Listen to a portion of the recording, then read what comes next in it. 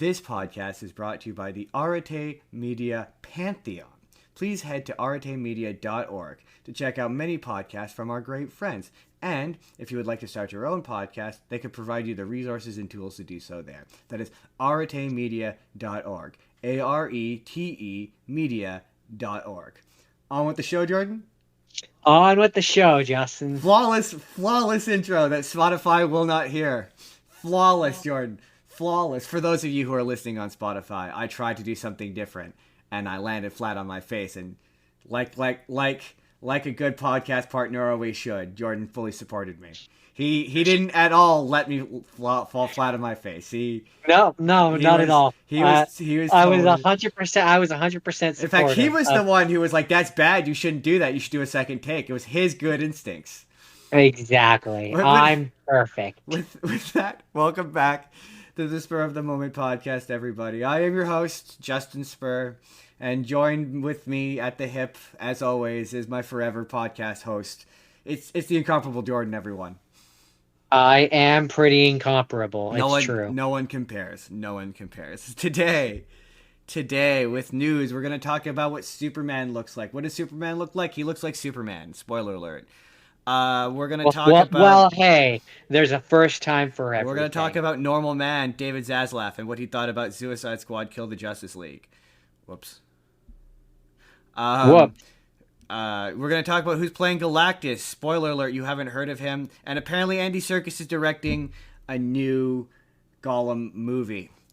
And then later, it's science fiction time. Welcome to the science fiction special. We're going to be talking about some science fiction stuff, including probably what is going to be a big, long, deep dive into something kind of special. Especially terrible. Anyway, and we're going to start off by talking about Doctor Who, but that comes later. Stick around for that. It's going to be fun. Starting off, Jordan, we're going to start off with that. James Gunn gave us our first look at David Corn Sweat as Superman. And Jordan, he sure looks like Superman. Yeah, he does. He actually looks, although the picture looked like it was like CG to me, or like it was like AI generated. I was gonna say, you said AI. I can see why you would say that. It does have that kind of. I think it may be because those AI set photos leaked and everyone saw those, and so they're like inputted their brain. And I'm sure there's obviously CGI elements there. He's probably wearing a green screen suit in a green screen room. Yeah, like I'm sure the final product will look more refined. It's just that one solo image that I saw that you sent me. That was my first thought. The most, they've got.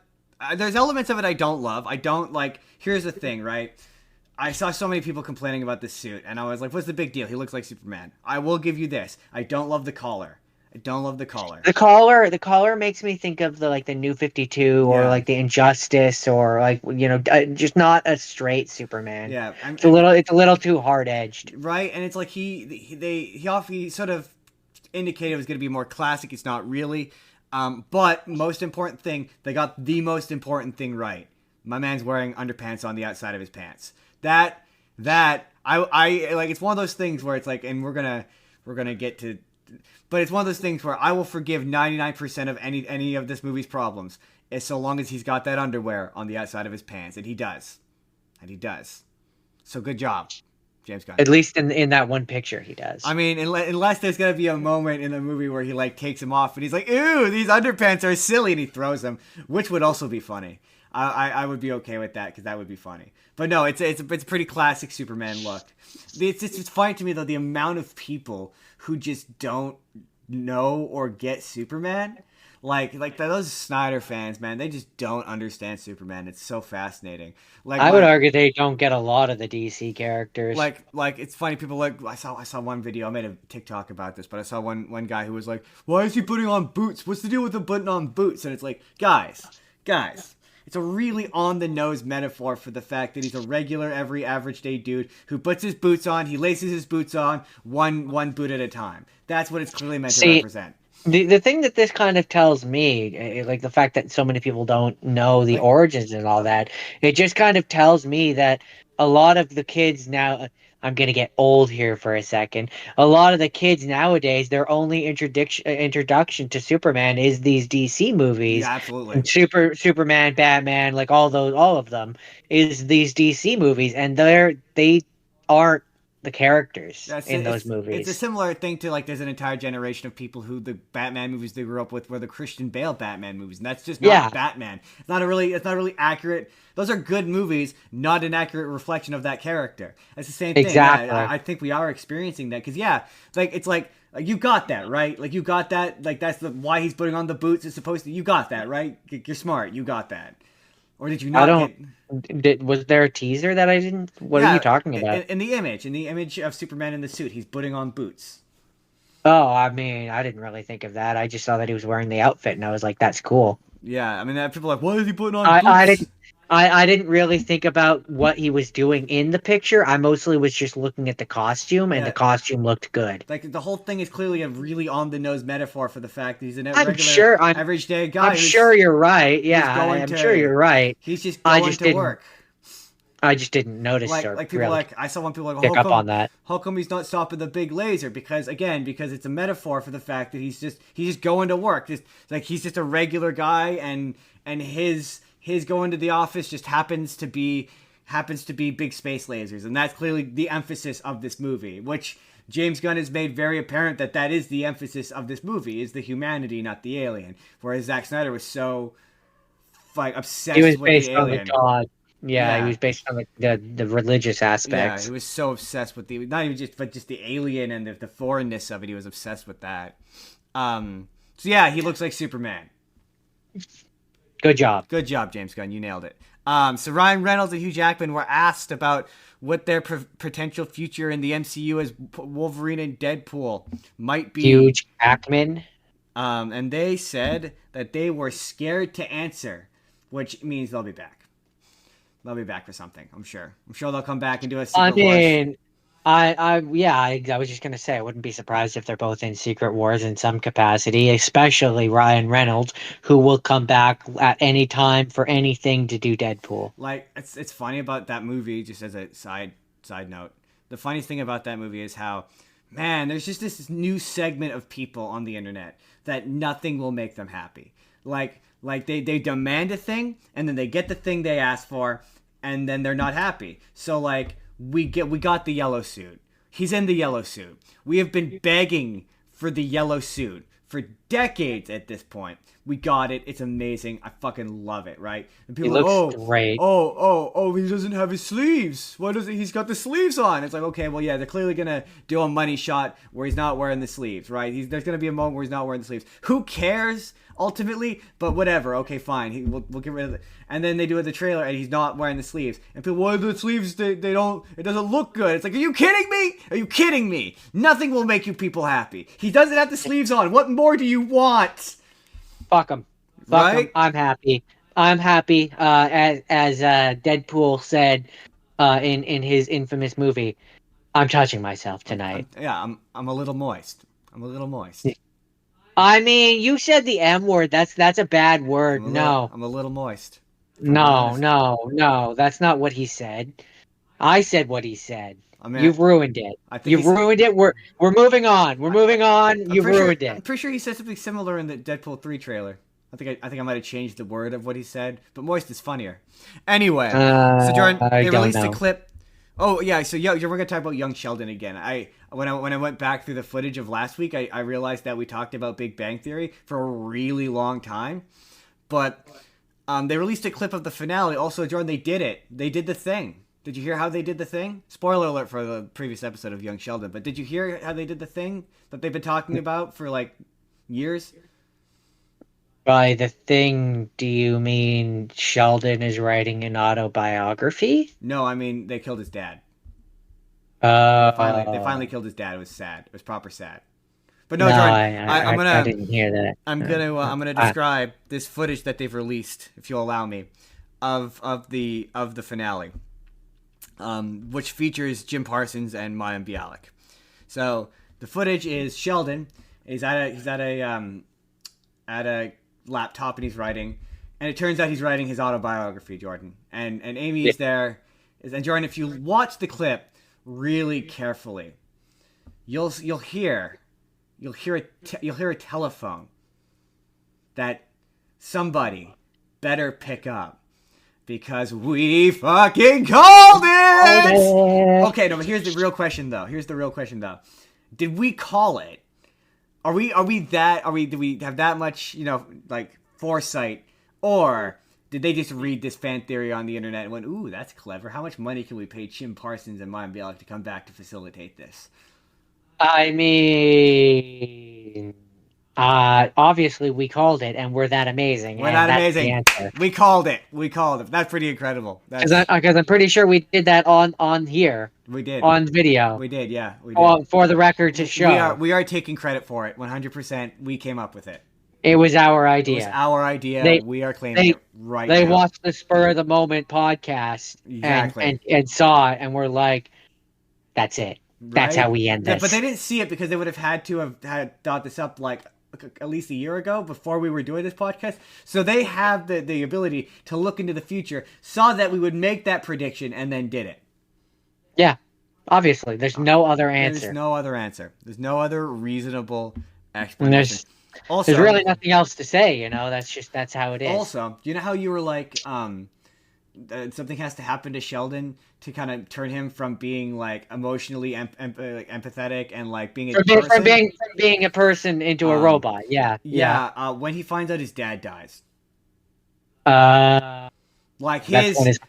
Well, I mean, having the next episode isn't out yet, but like his expression, like his like it's one of those things where like he leaves in the morning. He's like, "Oh, I'll see you later," and then they kind of like, "Oh, he's dead," and they are all like in tears, and he just sort of silently just sits down in his chair and is just like stone faced, like he doesn't even react. And so then you couple that with the Georgie as an adult saying, "Oh, after Dad died, you ran off to college," so you kind of see. Interesting. Okay, yeah, that works for me then. Yeah. Because in the Big Bang Theory, it's very much like his thing is he doesn't like change. Yeah. So there had to be a traumatic thing which happened that would make him not like change. And death of your father, that definitely that would do it. Exactly, and that would definitely make him like shut up. But that's weird because the implication seems to be that he's going to go there as a student. Like, so how that now I'm like, okay, now I kind of want to see a follow-up to this, where it's him and his early years at Caltech, and like how does he go from being a student there to having like permanent employment that he can't like get fired from later on. Well, I mean, when you watch young Sheldon, you see how the people treat him being a genius and everything. It does kind of make sense that he would go there, be super duper smart, and they would be like, we want to keep you on and pay you. Yeah, fair. Like to be fair. To me, that the logical progression there does make sense. To be fair, I haven't really seen it, so I wouldn't know. I'm kind of hoping, that like I watched up until I think season 3, and then no longer had access to Netflix, and haven't seen the rest of it yet. No, I watch it mostly on TikTok in isolated clips when the episode comes out immediately the next day. That's fair. Usually with a shitty mobile game on the bottom of it, or someone like cooking. Sometimes it's the one where they or sometimes it's people that are cutting soap into like different shapes and stuff. Yeah, and you're like, why are you? Yeah, I've seen those ones. Or the ones where they've got the soap in their hand and they're like shaving it. It's like, why are you doing that? Yeah, that's what I mean. Where it's like they're shaving it into different objects and stuff. Or the one that I don't get is where I think I've told you. And it's like on the one hand, it's actually kind of cool and like you're being creative, and it's like that could be its own video. Like people would probably watch that as a video. It doesn't really need to be attached to this Big Bang Theory clip, or whatever clip. Exactly, but the one that I often see is the one where it's like they shove the cigarettes in the pipe and they cut off the pipe and then they cover the cigarettes with like plaster and they slowly like smooth it out. I'll send you one. It's the most confusing thing. I have no idea what the purpose is. Anyway, they have revealed that Galactus is officially in the Fantastic Four movie. Dope. They've found the actor who's going to play him. It's unclear as to what his role exactly is going to be. I tell you the name, but you wouldn't know it, so I'm not even. Just know that it's a guy. Bob Barkerson. But it's not clear as to whether or not it's just going to be a voice role, or if it's going to be like I imagine probably maybe a motion capture thing. Like, is he gonna be a guy? I'm hoping he's a guy, and they don't just go, he's a presence who has a voice. No, guy. Or sorry, I got in trouble for this previously. Person. At this point, guy in a suit. Now that we have an official casting, but could have been. But could have been person. Yes. I got in trouble for that. So David Zaslav, normal man, called. That's his full name, by the way. Is David Zaslav, normal man. That's sort of like how you get that image of Donald Trump and Ike Perlmutter. That's just sinister. You know the one. You know the one. He's one of those guys. He declared that the Suicide Squad Kill of the Justice League was disappointing. That it did not make the money they were expecting. The terrible game, which has a bunch of shit in it, and it just looks like garbage. That one? That's the one that they decided to make a live service, despite the fact that Marvel's live service failed, and people like Marvel. That's the one I'm talking about. The one that has a bunch of shit in it. That's not very good. Yeah. The one that honestly looks like an okay game. Otherwise, it's the same thing with the Avengers, where you remove all that live service bullshit, and it honestly looks like an okay movie. And it's a mediocre game, which is turned into a terrible game from all the live service stuff. It's like how they were gonna make that live service Spider-Man game that looked bad. The Across the Spider-Verse one. Yeah, that one. It was an interesting idea. Have you seen the gameplay? I saw a very small teaser, which I don't know if it was actually the gameplay. I saw some gameplay of it, but at least of what it looked like conceptually, and I'm like, no, that looks terrible. It just looks like it's bombarded with spider people, and I'm like, there's no version of this that I thought. Initially I was like, maybe, but when I see it in practice, I'm like, nah, thank you. That's fair. That's fair. I understand. I don't know if you know, Jordan, that iCarly ended on a big old cliffhanger. Yeah, the wedding and the mother showed up, but then you never actually see the mother, and they canceled it. And I'm canceled. Like, why? But apparently Miranda Cosgrove has said that they're thinking about, or they're talking about, there's talks about maybe doing a movie as a big finale. And I'm like, okay, I'm okay with that. That's kind of what I would want. That makes sense to me. My instinct is always, where it's like you do a movie. You do a movie and it jump cuts to after the wedding, and it's like they're trying to have the honeymoon, and the mother wants to continue, like wants to have a relationship, and Carly is avoidant, and it's this whole thing, and it's like a meet the parents kind of thing. Or even better, flash forward. Wait, did they? I don't remember. Did they end up getting married, or was it they were in the midst of planning? I think they were literally in the middle of the wedding, and then the mother shows up. Okay. Because I might be wrong, but I'm pretty sure that's what it was. I don't remember if they were actually getting. I'm pretty sure they were still in the engagement phase. I know. I remember there being a video that I saw on TikTok where she's in the wedding dress. Right. But that's for a bit. Like, she's not actually getting married. That's for some other unrelated reason. No, she was going to be getting married to Freddie. No, she was getting married to Freddie, but.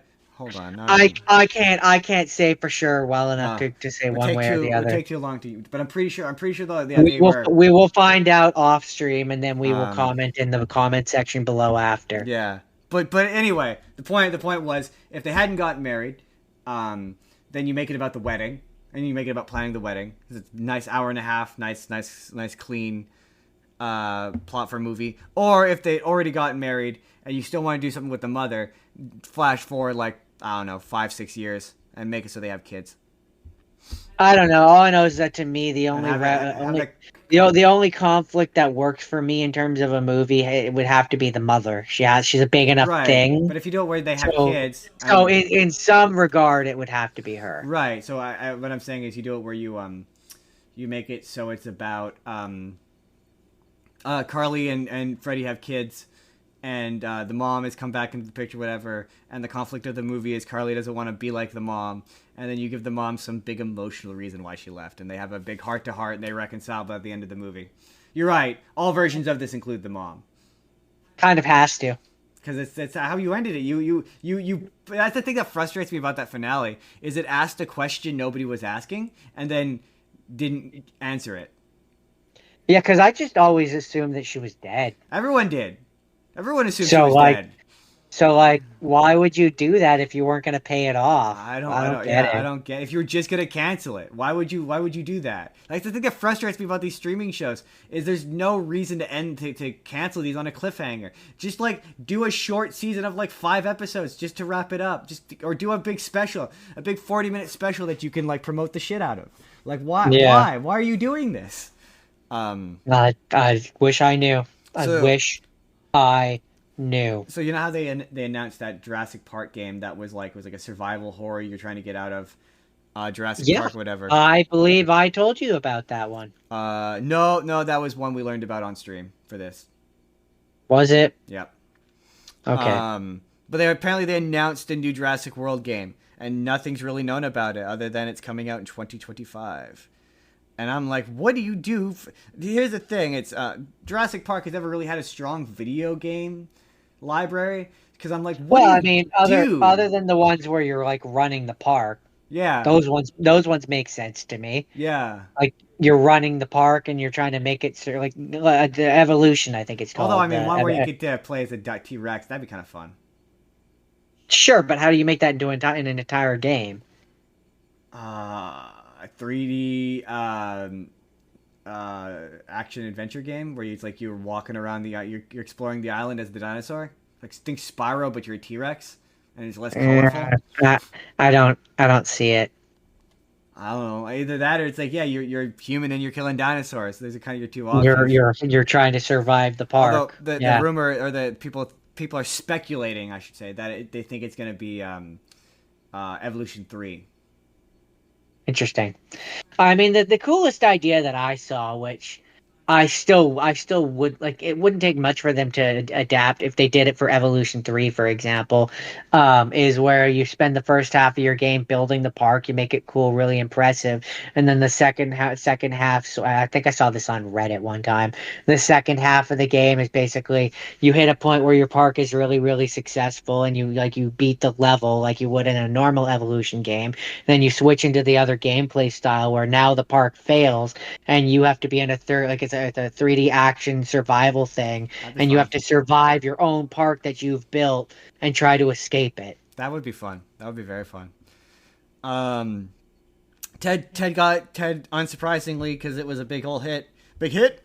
Um, got renewed for a second season, which is good because that show's actually good. That doesn't surprise me. I've seen clips of it, and it was funny. It was as funny It as the movie was. it surprises me. I think it's actually a little bit better than the movies, only because you've got that time to like really. You don't have to worry about being confined to an hour and a half. You can take your time with some jokes, but it does kind of devolve to just being live action Family Guy, including the musical transitions are just Family Guys. That's fair. My only thing Personally, I about think it, my favorite actually, hold on. I'll wait until later to talk about that. um, But there's another one of Seth Rogen or Seth MacFarlane shows, live action shows, which I think is stronger. yeah, and that's why I'm like, oh, to hear they're doing a season 2. I mean, that's good, but on the one hand, but on the other hand, that means that they're probably not gonna that Orville's probably gonna get canceled, which is disappointing because that show is Is better. good. We're gonna talk about that later. Yes, we are. So Andy Yes, Serkis, we they've are. announced. So a Um, Golem movie. yeah, it's been announced that That's weird. Andy Serkis is directing a. Well, initially it was just a Lord of the Rings movie, and then they announced that the working title is Lord of the Rings: The Hunt for Gollum. So I don't know. Is it gonna be like how does Gollum go from being Smeagol to Gollum? I'm not disinterested in that. I I just guess. don't know how the character supports an entire movie. I mean, you could ask the people who made the game. He certainly doesn't. He certainly He doesn't does, yeah, sustain a he whole doesn't. game. He I don't. doesn't. I don't understand. No, it's you pair him up with somebody unless you start him off like he's really normal, like he's more like Frodo, and it's about him slowly becoming Gollum. But yeah, I mean, if I was going to do that, I would make it a horror movie where yeah, it's like this psychological horror of him slowly losing his mind, and it's like you really lean into the horror aspects that'd of be it, where fun. it's like he's seeing shit, like he's seeing the wraiths, and he's seeing like Sauron, and like it's like I all in mean, his mind and shit. there's a reason he goes crazy. Yeah, like I could see doing something like that, but like If it's like an action movie, I don't know. I don't know how you Yeah, do I don't know that. how you do that. Other than you have it where it's like you have other characters and Gollum is there and Yeah. it's like but I don't yeah, I don't. Because they're right. I mean, theoretically, there's a bunch of time. I mean, he shows up in that Lord of the Rings game, so there's a bunch of time that he has unaccounted for, where you could make a movie about him, I suppose, if you really wanted to. I just don't see the I desire. don't know why. It's like, come on, man. Let's just enjoy Maybe the Lord of the Rings stuff we got. You know, maybe we don't. We maybe can do that. maybe maybe I'm the weird one. I don't To know. be fair, I've never been But a massive Lord of the Rings guy, so I would say um, I'm a passive fan at best.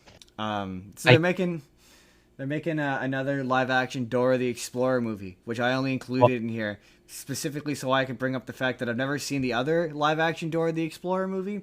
All I've seen is there's this one scene where she does a bunch of drugs and hallucinates that she's in the style of the animated show. I just wanted to bring that up here.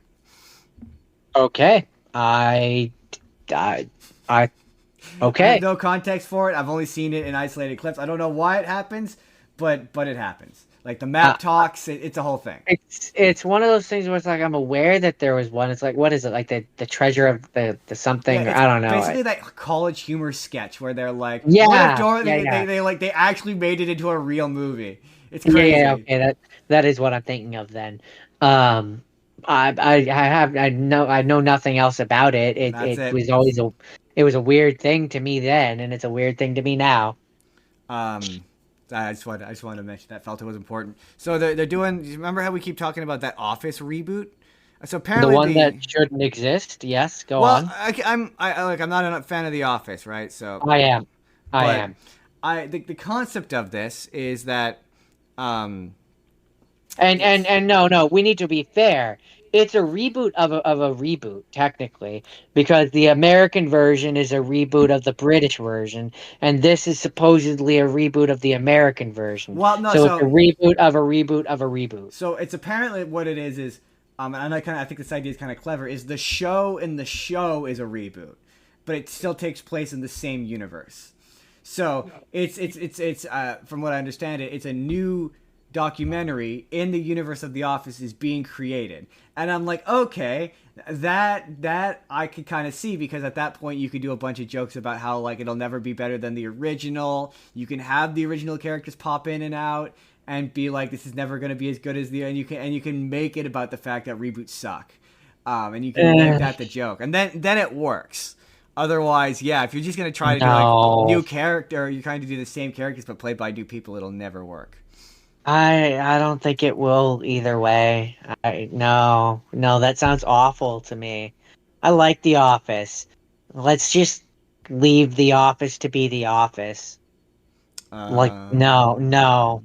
This has a Jordan seal of non-approval. sorry, I'm just trying to see. I'm looking through the rest of my news. I'm like, do we have to talk about this? Jeremy Renner revealed that he died in his snowplow accident, making him a real life badass. Wait, Um, what? Wait, sorry. Jeremy Renner revealed that he died. yeah, you know how he's in that big snowplow accident? So the person who died revealed that he Yeah, died. he died and then they brought him back to life. You know, like you do sometimes. Okay, yeah, no, okay. Sorry, that wasn't my brain. Yes, no, I he's was like, currently still so, alive. so, so he's a zombie? What? No. He died for My like 15 brain, minutes or something like that, and then they brought him back to my life. brain just, it was not clicking. I wasn't, Um, it did not, you just saw Jordan do a does not compute moment. but yeah, he's a badass. He got hit by a snowplow and lived. Okay, Um, that checks out. apparently So they're we don't have to get our zombie killing axe. it's true. Okay, Um, cool. they are apparently re-releasing, or doing a new release of Rocksmith. So Jordan, you could finally learn how to play guitar off of the PS5 now. Cool. I might actually buy that. That is coming apparently. Despicable. Not that I think I'll suddenly become a master guitar, but that was fun. That was actually like regardless of how effective it is at teaching, to be able to play like Guitar Hero but with an actual guitar is actually fun. That was pretty cool. Sorry, it's our time on news is going like we're running long on news, so that's why I'm trying to do these last few stories. There's not a whole lot of meat to them. Despicable 4 trailer. There's a new one. They revealed new Mega Minions in it. We're all just like, hey, we got superpowers now. Yeah, That's a whole doesn't thing. doesn't really look good to me. And someone pointed this out, and it's like they're like, oh, so people aren't happy that they recast Agnes, and that's brought the They whole did. discussion of, They did. yeah, they did, yeah, because they have to because they're the same age. She's still a little girl, and the real life girl got No, older. I get that. I'm just saying that she doesn't have a memorable voice, and I wouldn't have Um, known that at all if you hadn't just told me. but yeah, people are like, upset about that, and it's like, well, and then they're like, oh, why don't they age up these characters? And then I didn't know, it wasn't really a problem for me. I was like, oh, that's annoying, until someone pointed out, well, he's got a kid now, so them not being any older doesn't make any sense. You know, So wait, the passage of time has moved along far enough so that 9 months can pass and she can have or give birth to a child and have him be a baby, but they're still the same age somehow. I mean, you could have them still look somewhat similar, but then that makes it okay that the main girl's voice got, or the girl, the actual, the one, whatever, the voice actress, that she got older. She aged. The I character mean, aged. yeah, but That's fine. it's not You didn't represent. need so you didn't need to recast her. You could just have her have an older voice and look slightly different. I mean, yeah, but they're not doing that. She looks exactly the same, implying they all look exactly the I same. know. I'm saying they have created their own by recasting. Oh, I know. They've created their own continuity For error. sure. They didn't even need to do that. Just age her up like slightly, and then yeah, you don't have to age her up a Like ton. have it where like instead of having her hair in the ponytail or whatever it's always in, it's down now. It's a little bit longer and her voice is slightly different. Like the third one. Second one of them implies that they've been together like a while, so she's like, yeah, it stops making sense, and it's annoying because it holds like the writers back from doing anything interesting with these characters because they gotta be stuck in the same place. It's annoying and frustrating, but it otherwise looks better than the last one. Oh no, I don't think so. I don't really remember the last one all that well. The last one was the one with the dude that was from South Park, which instantly made it better because I at least Oh knew who he yeah, was. oh yeah, that is true. That is true. This one That's true. just kind of it. The I only mean, the only thing that would make it fun. they all start to look the same after a The while, only and thing that I think that's would make where it we're fun, at. is if they didn't say which minions were the ones who were getting the superpowers, but it would be kind of a fun nod to the Minion movies, the spin-offs, if the main minions from those movies were the ones who got superpowers. So like Bob, Stewart, and Kevin, if they were the ones who got superpowers. I feel like that's the idea. I'm honestly not sure. It's hard to tell. They all look the same. I can't tell. I'm gonna be racist here. They all look the same to me. They all look the same. They're all yellow with goggles. Um, They're not really minions anymore because they're not bad guys. So Apparently Marvel's was 2023's biggest flop. Apparently the Flash was the Flash was a close second, which is incredible because the Flash is a far worse movie by like I would a lot. agree with that. By like a lot. I would agree with that. So if you ever think that sexism doesn't prevail, sexism sure prevails. Well, I mean that's not surprising. That is definitely not surprising. And then finally, they released a trailer for Exploding Kittens, the show based on the card game Exploding Kittens. I'm sorry. What? Yes. How are they making it into a show? Well, Jordan.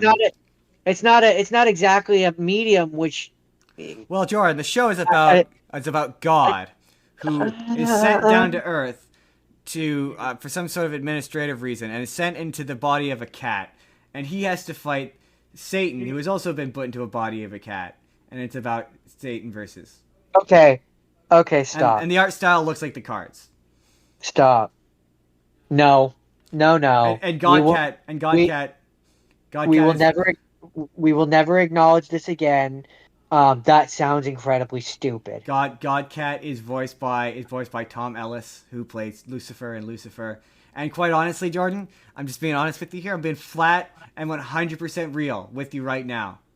It honestly looks pretty good. It looks pretty funny. I'm not gonna lie to you. It sounds really dumb. I'll send you the trailer. It's honestly pretty good. Just at face value, what you're describing to me hearing it and picturing it in my head. Maybe the trailer makes it look bad. It sounds bad. It honestly looks like it's gonna be kind of fun. I mean, it's on Netflix, so it's sort of irrelevant. We're never gonna end up watching it, but we might one day. Who knows? So that's the news. That was the news. Okay, I forgot about it. I wish some sort of amorphous, otherworldly entity would come and steal that music. That's a reference. That's a reference to a thing we're going to talk about after today's sponsor. Today's episode is sponsored by Boom. Nailed it. Nailed the takeoff. This episode is sponsored by Trophy Smack. Jordan, let me ask you a question. Okay. Let's say yes.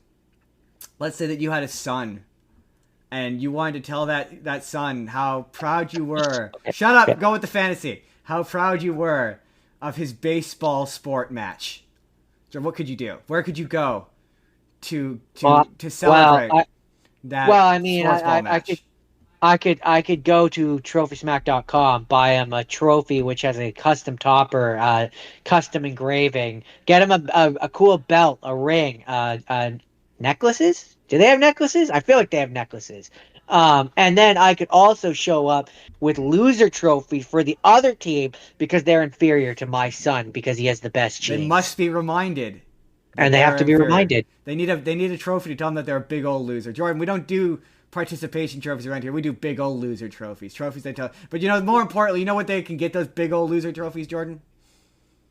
I mean, they can get them at TrophySmack.com. TrophySmack.com. That's not their jingle. I don't know what I was using our link in the description below. Specifically our link in the description below. Only our link. It helps us. Do them. not just type in TrophySmack.com and go above our head and buy a trophy without it.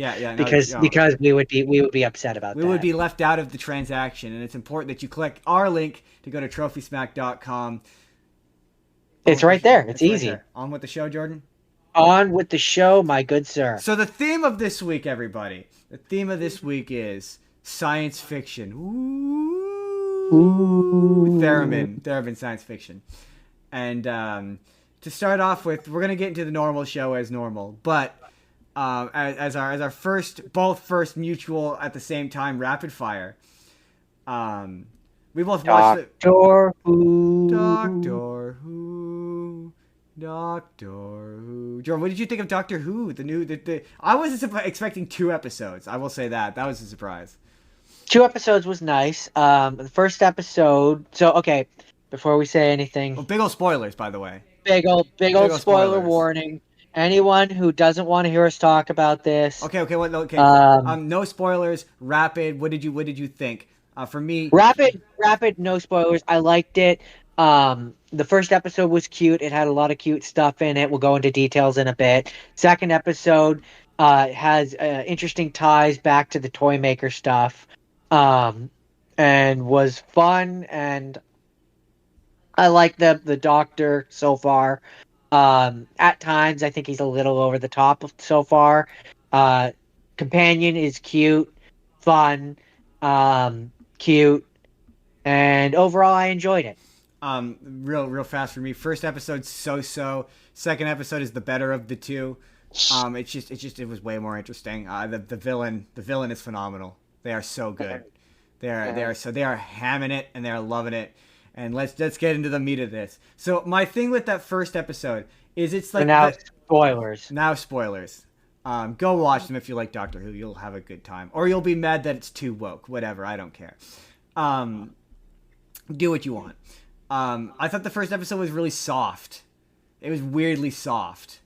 I mean, technically it's the second episode. Right. But... I mean, that was cool. I did appreciate that. No time jumps for this. Like, none of that Stephen Moffat shit happens off screen bullshit. Like, it starts off immediately where the last one left off. Or immediately into it. I will say it does get a little like the characters are standing in a room just explaining Doctor Who shit. Oh, I'm sorry. Have you never watched an episode of Doctor Who before? Here's everything you need to know in about 5 minutes. Because it kind of suffers from the fact that this is technically supposed to be the start of a new show. Right, but like they have to retroactively explain all this stuff. But again, which... the first reboot doesn't.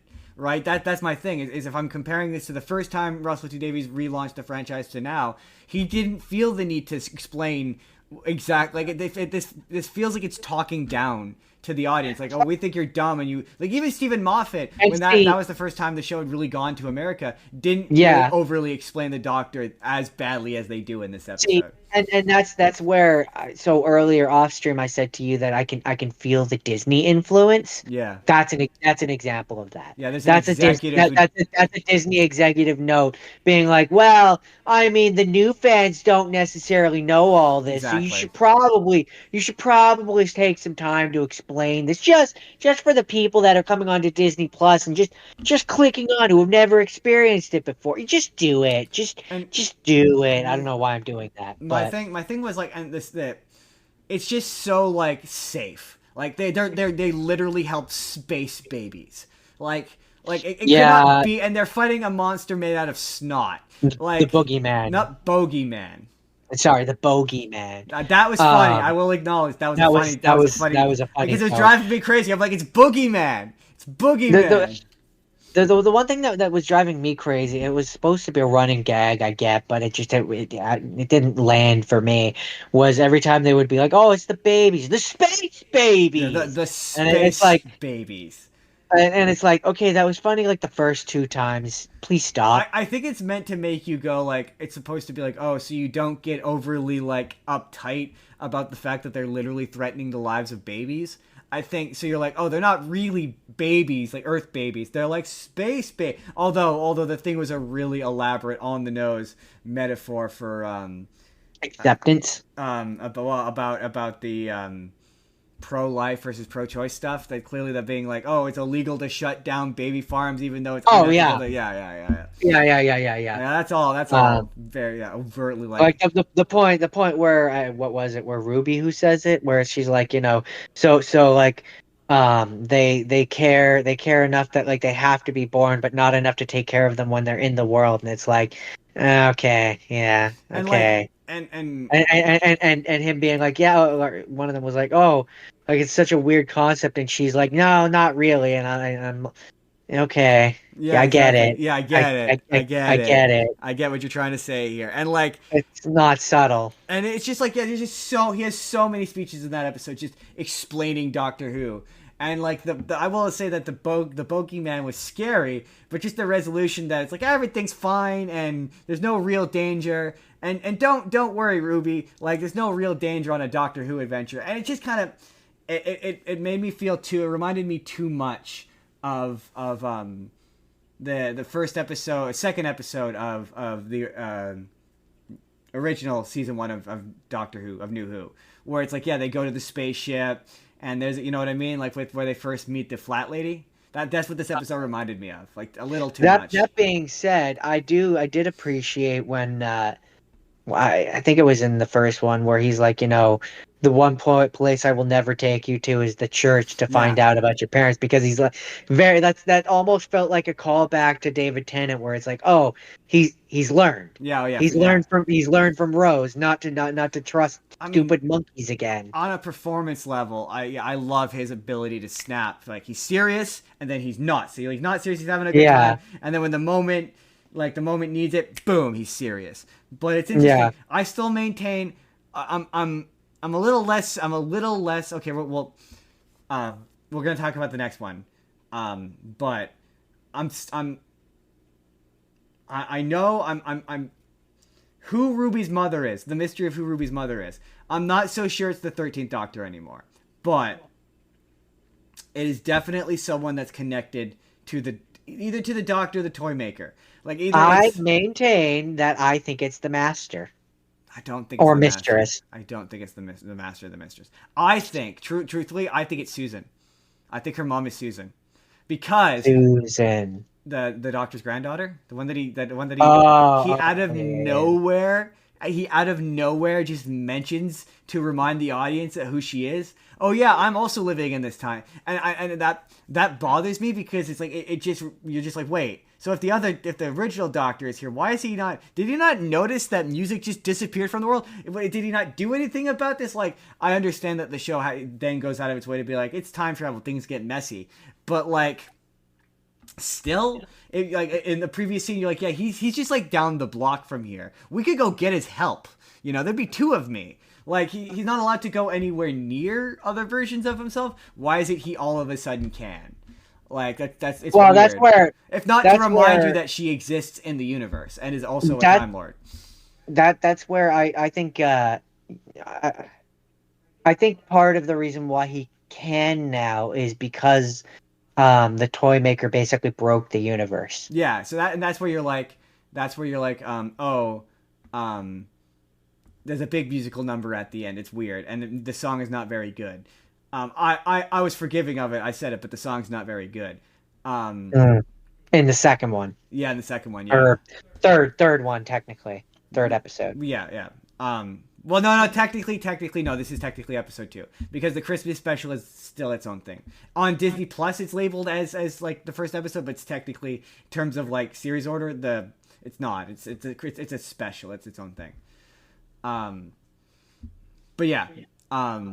Anyway. So far, I think it's better than the 2 episodes. The Christmas special? Yeah. No, it's not. No, I quite liked the second one. And maybe it's because they're going to a part of history I like, and it's with people in history that I'm familiar with, and I really like the bad guy. I really like the bad guy. The Maestro is so good. They're scary, they're goofy, they're silly. My one thing is, I'm being pushed a little too far with the unreality.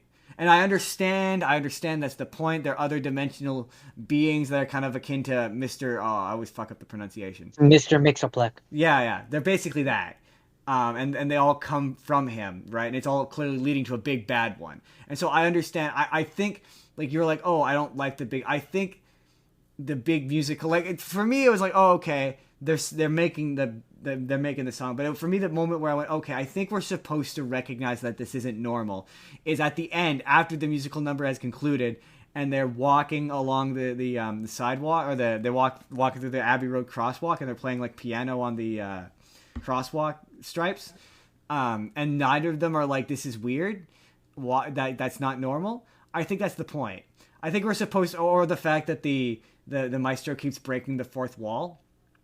I think that's the point. I think we're supposed to be like, this is not normal. This is weird. This doesn't belong. Like, I think that sense of, I mean, I don't disagree. I just, Disney bought Doctor Who or got rights or whatever is doing it, and now the show has just a whole bunch of music, and it's like, but it's not a whole bunch. It's not a whole bunch. It's two musical numbers. It's 2. It's not a whole bunch. It's 2. It is. That 2 is not a whole bunch. One more maybe. When all you have is 3 episodes, yes, that means that it's most of the show so far. I mean, but again, it's not. So again, yes, they have the right, they have the time to step out of that, but from what we have so far, yes. And I don't know. I mean, it is a lot. And this one, and so it just unless there is a point to it story wise, it just feels like they're doing it for the sake of doing it. No, there's definitely a point to it story wise. That I will say. It's deliberate. And it's not working for me. Especially because there's a lot of really interesting lines, but the Doctor makes a joke about how that I don't imagine you got, and I didn't even get to explain this when we did our episode with Haley, but he said when he's trying to figure out what the chord to banish the Maestro is, and he's playing the song, and he's like, oh, I thought that would be non-diegetic. That's funny. If you're familiar with musicals, there's 2 types of music in movies. There's 2 types of music in movies. There's diegetic and non-diegetic. Diegetic is like music that you hear within the narrative. So a song that a character is playing in the moment. So like Bohemian Rhapsody, the big concert, that's diegetic. Non-diegetic, exact opposite of that. So when a character, like in a movie musical, when So the basically, characters, what happened in the episode, where yes, diegetic would be the Doctor playing it, non-diegetic absolutely. with John Lennon and Paul McCartney playing it. No, that is diegetic because they're playing the piano to banish. The non-diegetic No, would be they're not playing it to banish it. They have no idea what's going no, on. no, no. They were just playing the piano. Yeah, no. That's what I'm saying. So an example of non-diegetic would be the big musical number at the end of the episode, where all the characters start singing and dancing, and nobody addresses it or acknowledges it. So basically, like, Oh, so non-diegetic is basically a big-lipped alligator moment. or no, it's more just like a traditional musical number in it. In the musical, everyone stops what they're doing in the movie. They all start singing and dancing, and then they go back to what they're doing. So like, Yeah, so a big-lipped alligator moment. no, it's not a big lipped alligator moment. It's more like Grease. An example of a non-diegetic song would be Summer Lovin'. So far, and from the perspective of the characters in the movie, they are not singing a song. They are merely having a conversation. But to us as the audience, we are seeing it as a song. Does that make sense? Yeah. So I'm wondering if the fact that they had a non-diegetic number at the end of this episode is intentional, and if there's another being manipulating, like this one who waits. I will say there's some really goofy, like when the Meister gets pulled back into the piano and takes a beat to be like, "Beware the one who waits." I'm like, yeah, that's goofy. That's silly. They're all related to the toy maker, though. So Well, yeah, but is the one who waits the toy maker's boss? That's the question. no, because from the sounds of it, they're all the children of the toy maker. I'm wondering if the one either the Ruby's mom is either the one who waits, or I think the one who waits is Susan. I think it's gonna turn out Susan will come back and it'll be like she's a time lady and she's regenerated a bunch, and that'll be the reasoning for why she looks different. It's so weird to me that she looks like the 13th Doctor. That's so weird to me. Maybe, but I don't know who. If so, that feels like a deep cut reference because I have no idea who that is. I mean, no, yes and no. It's not really. I mean, she's the first companion. So from the very first Doctor Who. I mean, she's the Doctor's granddaughter from the very first season of Doctor. Not very first season, but she was there for a while. So no, it wouldn't be a deep cut. It might be for like more casual Doctor Who fans, but for even no, it wouldn't be that deep of a cut. But again, it's weird that they would just he's never this is the first time they've ever mentioned her in Modern Who. Like they've never mentioned her, at least in my recollection. Clearly, because I had no idea who it was. Who they were talking about. Because her existence in the universe is messy. Because the show otherwise is like he's this lone figure, but it's like, oh, he's this lone figure, but he has a granddaughter. Because initially, in the original concept of the show, and especially in the first few episodes, they're not aliens. They're just time travelers. Like it's sort of implied that they're humans from the future. Like they're not actually aliens from another planet. Those were details that were added later, and along with the regeneration to Hearts the Works. So I think it might turn out that it's very, very interesting how this person, whether or not the Doctor, I thought it was the Doctor knew her, but clearly not. So she knows the Doctor though, for some reason. She turns around and she now points at the Doctor in the memory. The memory is not changed. which is why I think that it's a future version of the Master. I don't think so. No, because the Master would know the Doctor. That connection's too loose. Again, they're gonna have to. I don't think so, considering they've already set her up. No, and they've made it pretty clear they don't really have an interest in doing the Master again. But no, I don't think it will be. I mean, they set her up. I think it. No, I don't think they remotely have. I think they have. No. Didn't really. The person have the ring which brought her back? Oh, right. In that regard, yeah. Sorry, yeah, they did. I thought you meant something different. But yes, you're right. She did technically pick it up. No, I don't think. I think it's probably going to end up being this one who waits is going to end up being Ruby's mom, and it's going to be like Ruby has some sort of magical powers or whatever, and she's going to end up having the reality distorting power. I think this is going to turn to one of those situations where the resolution of this is way less interesting than anything that people have come up with, and that sucks. Probably. That's usually how these things go. But yeah, it was okay. Don't expect one of these every week, because I can't do unless something big and exciting happens. I mean, Um, maybe every 2 episodes, yeah, yeah, maybe every 2 episodes. Who knows? so we can so we can do like what we just did here, where we do 2 episodes at once. Exactly. But with that, let's move into proper rapid fire. As is the tradition, I explain the tradition, and then Jordan goes first. Did you already explain the tradition? Yeah, that was me explaining the tradition. Okay, I zoned out there for a minute, and like my brain just took a second to catch up. Okay, my first rapid fire was the movie Lucy. Oh, I was gonna watch that. That's so funny.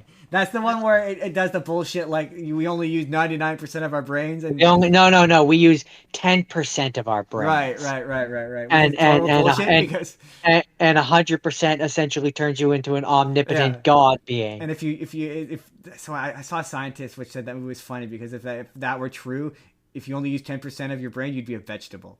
Like obviously you use all of your brain. Like what kind of That's kind of, idiotic yeah. But that pseudoscience is being that? it's pseudoscience at its best. But that being said, it's still fun. Scarlett Johansson, does some tight action scenes in it. Yeah. Morgan Freeman is always a delight to watch movies with him in it. It's dumb. It's fun. If you're into the science fiction, oh, it's got science fiction up the wazoo, Oh yeah. because It's absolutely science because fiction. none of it is fiction. Right? None of it is Um, none of it is science, you mean, or fact?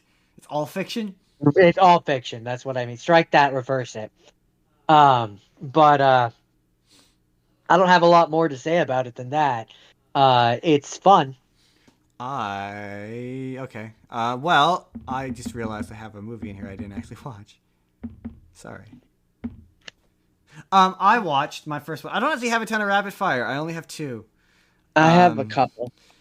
but my first one is I watched Edge of Tomorrow, or Live Die Repeat as it eventually got retitled in certain areas, which is what if science fiction but Tom Cruise does a Groundhog Day, and I'm like, what? So that just made me go. I've always had this idea. What movie would you make where it's blank, but it's also a Groundhog Day? I would do a heist, like a bank heist, Oh, that's just a very interesting. a very simple bank heist where it's like they have to try and break in and steal, I don't know, $100,000, something like that. Very very basic idea. And they keep going through all the things, like at first, like they've never robbed a bank before, so like they're like very very noob at it, and you get to watch time after time after time of the person or team or whatever the story would be, probably person, individual, single person, who keeps trying to break in over and over. First time he goes in with a gun and does the classic stick up. That doesn't work. He ends up in jail. Day rewinds. He goes back the next day and he's like dressed up as the bank vault person, tries to pretend that he like has a job, and scene after scene of him trying to break in and doing it, and the comedy that ensues. That's funny. See, that's a different direction than I was expecting. For me, my go-to is always, it's Groundhog Day, but it's also a sports movie. And then my mine is always it's Groundhog Day, but it's either MMA or boxing, and it's about a guy who keeps losing this championship fight over and over again, and he's got to like get better and then eventually beat the guy or whatever, and he's learning to love his family, and it's a sports movie, but it's also a Groundhog Day. That's Um, cute. but regards to this movie, yeah, it's fun. It's the suits that they wear are hilarious and cumbersome, and they don't make any sense to me. They're just like these things just seem like they're more difficult to use than And then they are. than they are. Yeah. Um, But Emily Blunt is badass and is otherwise an okay movie. that's fair. I understand. Yeah, yeah. That's all I have to say about that. That's all he has to say about that. Um, all right, my next pick is a good old Nicolas Cage movie called Knowing. Oh yeah, that's the one where he sees the numbers, right? That's the one where his son, his school has a time capsule that they open, and inside of it is the piece of paper which has all the numbers on it, which has the different dates and death totals and locations of every major crisis that like ever happened, including 9/11 and all that. And The end of is that the children get taken away in like a space arc by aliens and essentially pretty literally end up in like a Garden of Eden type thing.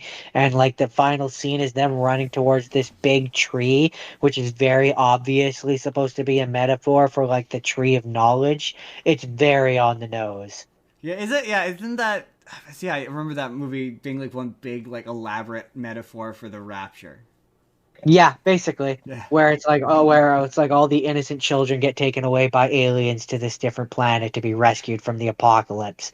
And the dad, Nicolas Cage, like his entire life, his dad has been a priest and he's been like atheist and all that. And like the final scene is like him reconciling with the fact that like, hopefully there is an afterlife and yada yada. It's very, like I said, very on the nose. that's funny. Not subtle. But if you like Nicolas Cage, it's a Nicolas Cage Is movie. it Pete With Cage? Does he go Pete it, Cage? I mean, it's pretty what you would expect from Nicolas No, Cage. I mean Pretty, not. You can get bad Nicolas Cage where he doesn't go Pete Cage and it's just boring Cage. He's got to run a boring Cage where he's like, oh, I don't know. he's not going wild enough. I don't know. I think it works for what we have. It's fine. He's not It Rage exists. Cage. It's not his best movie by any stretch of the imagination. That is and will always be National Treasure. That is true. That is true. Um, but it's fine. That's knowing. All right. And knowing is enough. Is enough. So my last, I don't have much rapid fire this week. My last rapid fire because we're gonna talk about why I don't have much rapid fire I later. have two more. But my last rapid fire is Pacific Rim 1, first Pacific Rim. And that movie is fun. I do have a couple.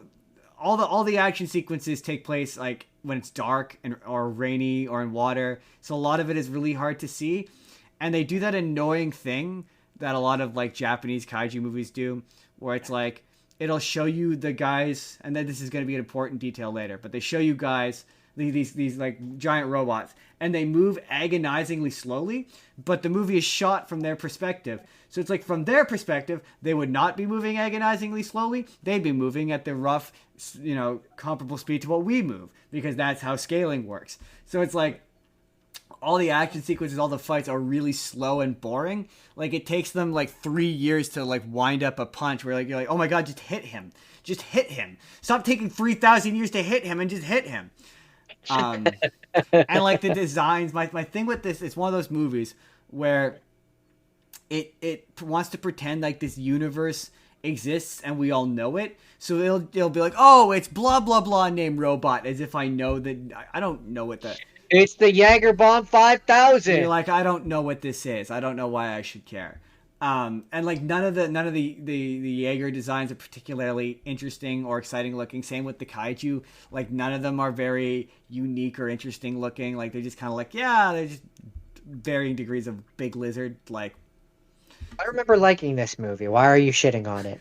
it's okay. It's an okay movie. It's not the best version of that it could be, I think is what. And I think I'm upset because it should have been a bigger franchise than it was.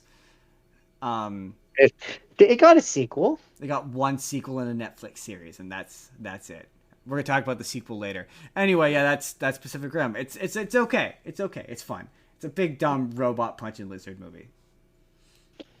Ooh, None of the characters are very interesting, except um, for Idris Elba. Idris Elba is the best character in that movie. that's fair. I understand.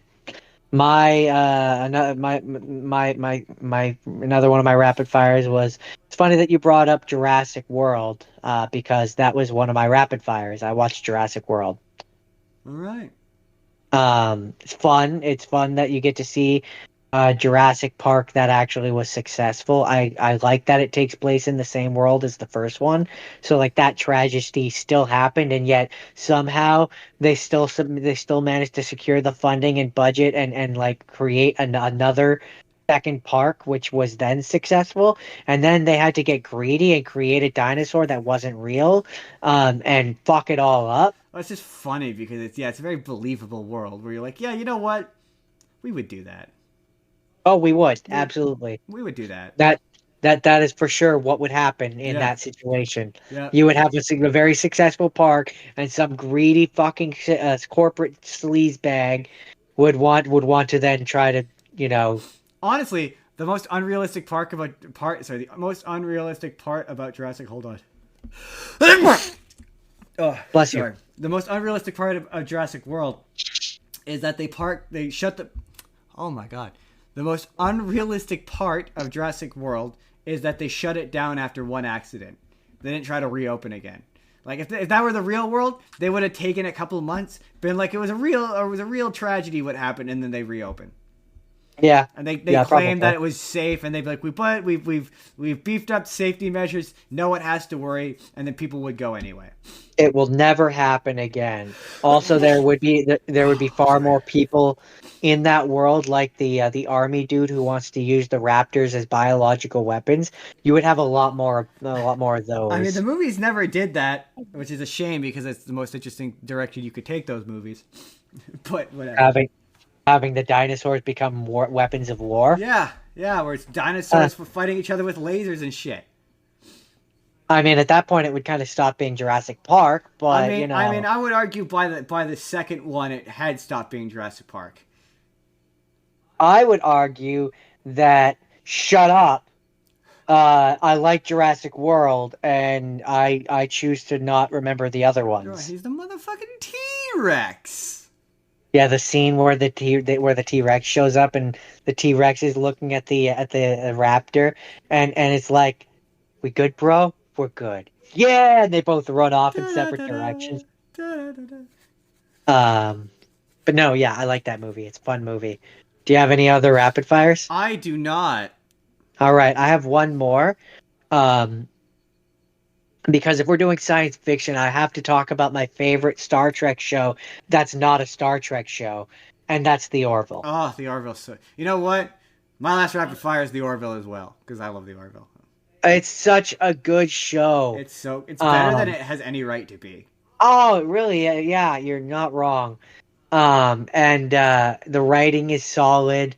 It touches on topics which are just so well thought out. I didn't get to finish it. I'm gonna keep watching it even if this week is over because I just like the show that much. But um, I really just can't gush enough about it. Yeah, it's the show that makes you go, "Wow, Seth MacFarlane might actually be a good actor." You're right. If he made less fart jokes and put effort in, he probably could do something. He could go places.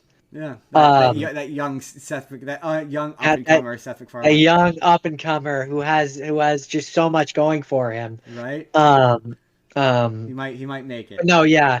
Like I said, it's my favorite Star Trek show that's not a Star Trek show. True, yeah. To me, that's the most ideal version of the future, is the future that's presented in Orville. Right? All the fun of the pop culture with all the Star Trek stuff. Right? With none of the shit that holds us back, which we won't talk about. That's a whole other podcast. That's a whole other podcast. Which we just don't have time for that. So that's all my rapid fires. That's all your rapid fires. Yep. I think you know what time it is. It's time for the full report, George. It's time for the full report. That's our name. Oh, I thought you were gonna. I was sure you were gonna come back at me with more Velma. Oh, right, Velma. Right. Yeah, I know we have to do an update to our segment. I completely forgot. A Doctor Who distracted me. George, it's time to do an updated version of our segment. What's going on with Velma? What's going on with Velma? What's going on with Velma? So, Jordan, I won't lie to you. I couldn't be bothered to watch it, so I watched several YouTube videos about what happened instead. And instead of this being a recurring bit, this is probably going to be the second and only other part to this, because I cannot be bothered to actually watch this show. But George, sure as shit. That's fair. Shit. So from what I understand, it turns out that one of their parents is part of a secret government shadowy organization that is attempting to create a talking dog, which turns out, for reasons I don't remember, but I definitely saw.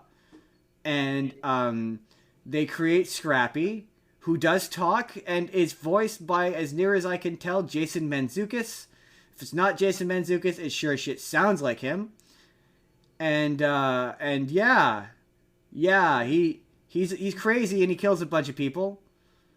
He's the big bad murderer of the season, and then he kills Velma, and that happens, and he's like really muscular and he's got short legs, and part of the joke is that he says variations on da da da da da or puppy power or one of his other catchphrases, which is not coming to me at the moment. He says varying variations of it. Interesting catchphrase. Interesting catchphrase.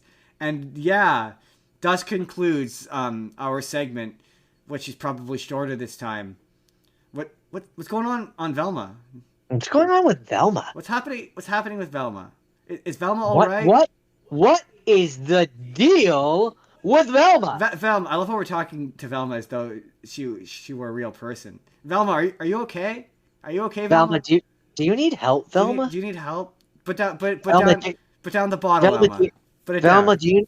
do you need to be taken away from Mindy Kaling and like, into a better show writer? Is she hurting you, Velma? Are you okay? Anyway, that's Velma. That was Velma. So with that, The bit's Jordan, gone on too long, Justin. since you hadn't, you know what? You may go first. What is your first full report? That's by the way, I've changed this second part of the have you seens are full report. All right. Maybe the name will change. I don't know. I'm feeling it out. I respect that. So the first one that I did, actually, we're gonna save that one for a second because that'll take longer to talk about. The first one is source code. Oh, that's good. Groundhog Day. Groundhog Day on a train. Groundhog Day on a train. He keeps going through 8 minutes of time, and he's got to find the person that put the bomb on the train and save a bunch of people, and then there's a bunch of wibbly wobbly confusing stuff at the end. It's funny because that's one of those movies where I know I have a lot to say about it, and I know that it's the same thing every single time I watch it because I think I've seen that movie twice, maybe 3 times, and I can never remember what it is about that movie that bothers me until I'm watching it. I guarantee you it's the end. It's probably the end. Because the end is confusing from what I recall. Spoilers for this movie, by the way. He goes to heaven, apparently, at the end? What? No, that's where it's confusing. Another universe? That's where it's confusing.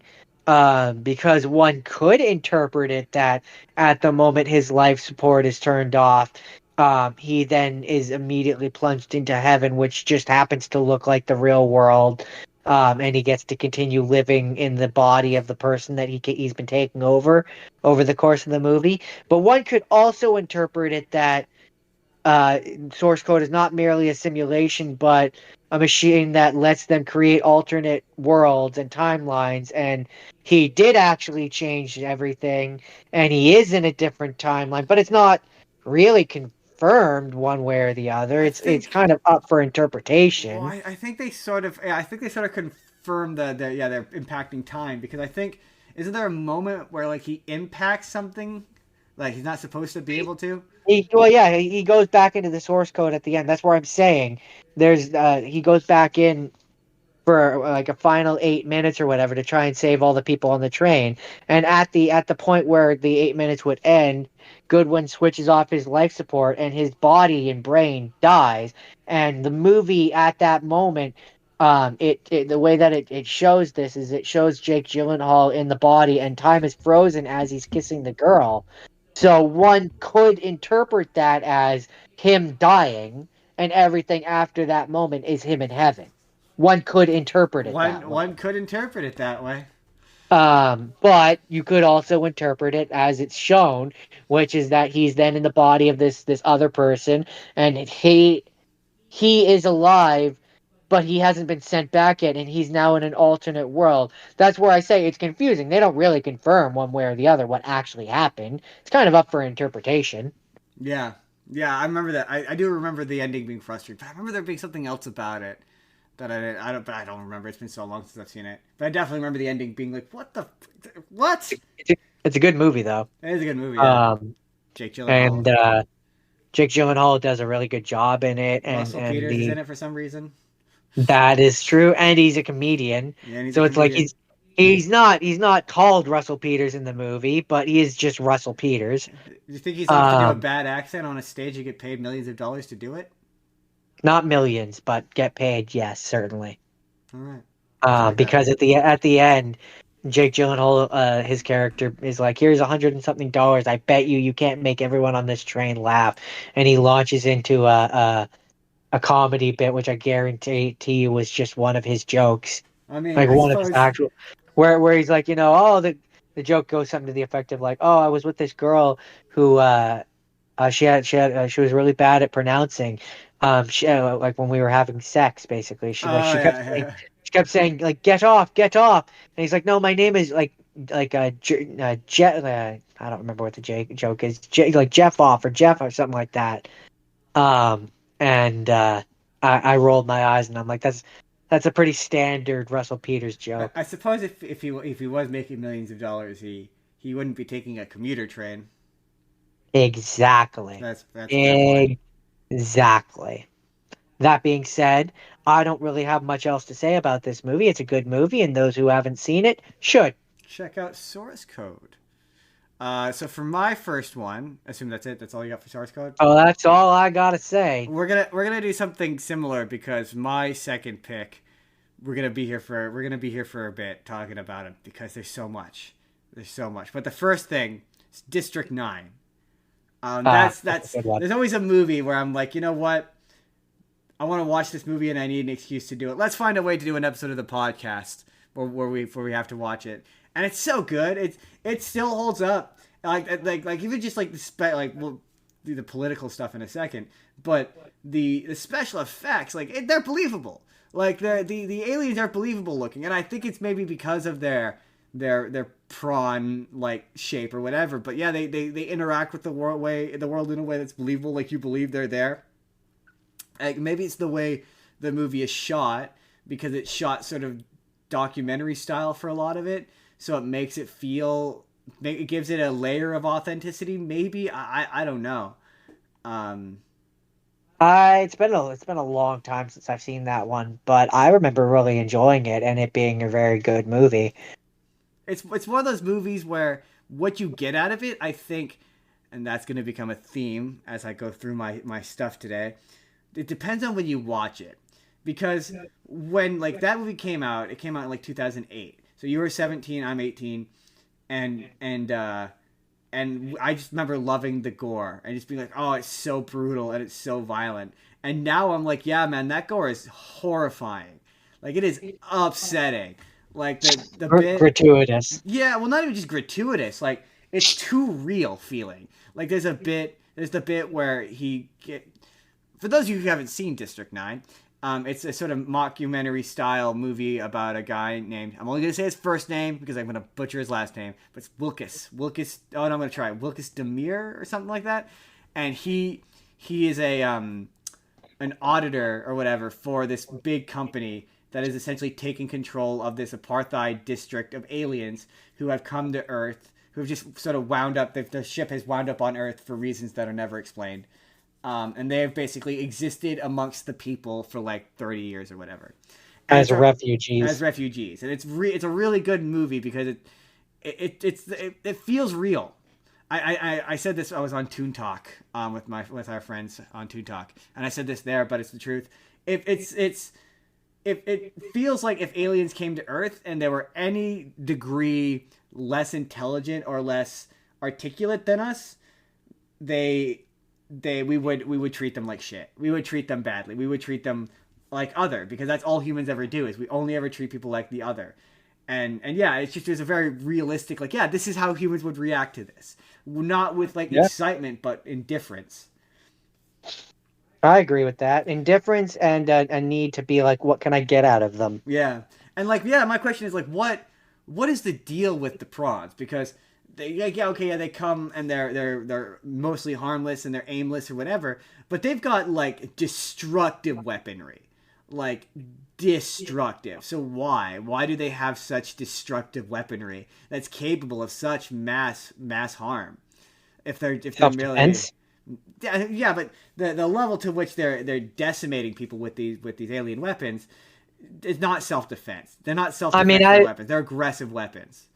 I've always been of the opinion that likely because they're a very bug-like race. Yeah. Likely they have a similar structure, economic structure. I don't know how you would word it to like Socioeconomic, I suppose. socioeconomic structure to like a hive of bees or Yeah. ants or what have you, where they would have the queen or queens, which would be at the top. You'd have the warrior ones, which would be more fierce and more battle hardy, and then the ones that we see in the movie, I think, are just they're the drones. They're Yeah. the lowest. They're the prawns, if you will. Yeah, Um, that's a big theory. Yeah, exactly that. Yeah, that they're just aimless workers. That's why they have direction. no direction. But what's interesting is like how, yeah, on the one hand we haven't we as in humans in the movie have they've taken the time to learn their language though, because Wilkes speaks their language. He understands their language. And it's not even implied that, oh, he understands their language because he's turning into one of them. No, he understands their language because he's learned it. And it's kind of wild because there's a moment in the movie where he goes and he meets with some Nigerians, and he doesn't speak their language. He hasn't taken the time or put in the effort to learn their language, so he's willing to learn an extraterrestrial one, but not a terrestrial one. I thought that was kind of interesting. That How is it, interesting. um, and yeah, he's such a fascinating. My one thing is it needs to pick a style. Like I do think that the idea that, oh, like in terms of within the universe itself, this is a documentary about Wilkes, right? That seems to be the idea, that we're watching this documentary that is both about Wilkes, the guy, but also about the aliens and their history on the planet as well. But the movie has to be a movie, so midway it becomes narrative, and then the talking heads in this fake documentary all of a sudden are like privy to information they have no way of knowing, like Uh, like they yeah like so like they know, for example, the talking heads know that the name of the alien that leaves at the end is named Christopher Johnson, but why would they know that? Like why would like MNU, the people who are conceivably commissioning this documentary, would never say that? Why would they say that, right? So they have no, so there's just it conflicts. And I will say that the documentary stuff is, it's way more interesting to see it from that distance. Like, yeah, the most horrifying scene is, I alluded to it earlier, is where he's like half turned into the prawn, and they're forcing him to test the weapons, and they're all just yeah. like coldly and emotionally like cattle prodding him to force him to pull the trigger, and like talking about him as if he's this specimen who's not even there. And there's a moment where they pull out the prawn and they're like, shoot him, and he's like, no, I'm not gonna do it, I'm not gonna do it. And that is legitimately upsetting. Like, it is an Mhm. upsetting moment while just watching him, and it's made all the more distressing by the fact that it's shown through security footage. Right. And it's just really harrowing imagery of just, he's like super sweaty and awful looking, and He's been yeah, through hell. he's been through hell. Yeah, and what was interesting is I always thought that it was the goo itself that was turning him into the prawn, but I read an interesting theory where it was like, no, it's not the goo that's turning him into a prawn. It's the when he gets slashed, he gets attacked by the guy who's helping, the other prawn who's helping Christopher Johnson. His arm gets torn up, and that's after he gets sprayed with the goo. So the theory is that the goo is, because of all their technology, is biomechanical. The goo is also biomechanical. So the goo senses or reads whatever that he is injured and is trying to fix him, just trying to repair his cell damage, and thinks he's a fucked up prawn, which is why it's turning Mhm. him into a prawn, because it's trying to quote unquote heal him. That makes sense. Yeah, right. I was That like, makes oh, that does make a ton of sense. Yeah. like yeah, that would absolutely make sense. And a lot of there's been this wouldn't be the first science fiction story which did that. Right. Right. So it's not out of line for Right. sure. And yeah, there's like a lot of really cool. Like, one of my favorite shots in it is the one where he's in the mech, and like you see the heat waves, and you see the drop ship taking off, and it's him looking up at it. It's really cool. There's a lot of really good cinematography in it. And the score is really good.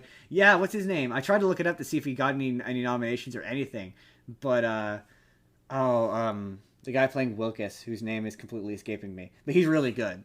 His performance is totally solid. Um, yeah, just overall, Right. it's like just a really really good. I thought I said it on the podcast and they all went, but I always thought it was sort of underrated.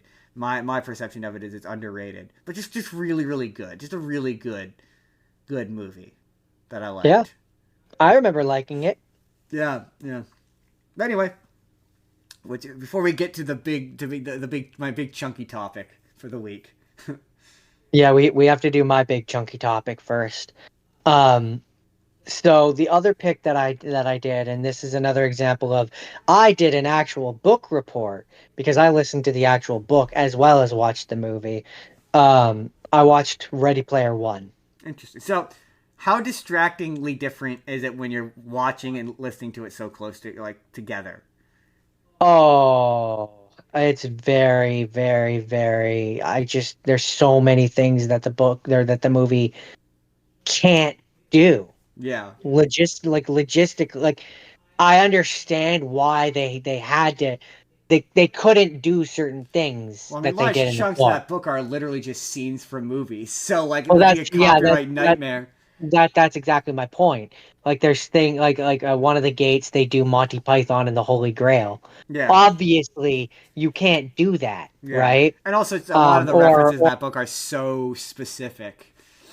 well, yeah, where it's like you can mention them, like you Yeah. can talk about a thing, but once you have to visually show act like said thing, and so because of that, there's a bunch of stuff that needs to change, and then there's just also the time aspect where it's like you have to hit these beats a lot faster, Yeah. so certain things just can't be like what they are in the book. So like for example, in the book Wade Watts he can't leave his school planet. Yeah. Like he cannot afford to leave his school planet. So whatever inciting incident that kicks it all off has to be on that school planet, right? But because and so in the book it's a D&D module, the Tomb of Horrors. But obviously they legally couldn't get the rights to use that. Yeah. So they couldn't have that. So then they're like, okay, well, what can we have in the movie which will kind of be the thing? So it's like because they can't have the thing where it's on the school planet, he can't be on the school planet. So he can't be as poor as he. But that doesn't make any sense because he's still living with his aunt in the trailer. So he's still dirt poor, and yet he can afford to be. So it's like they have to change the very nature of how the Oasis works in some aspects, and like there's a lot that's different.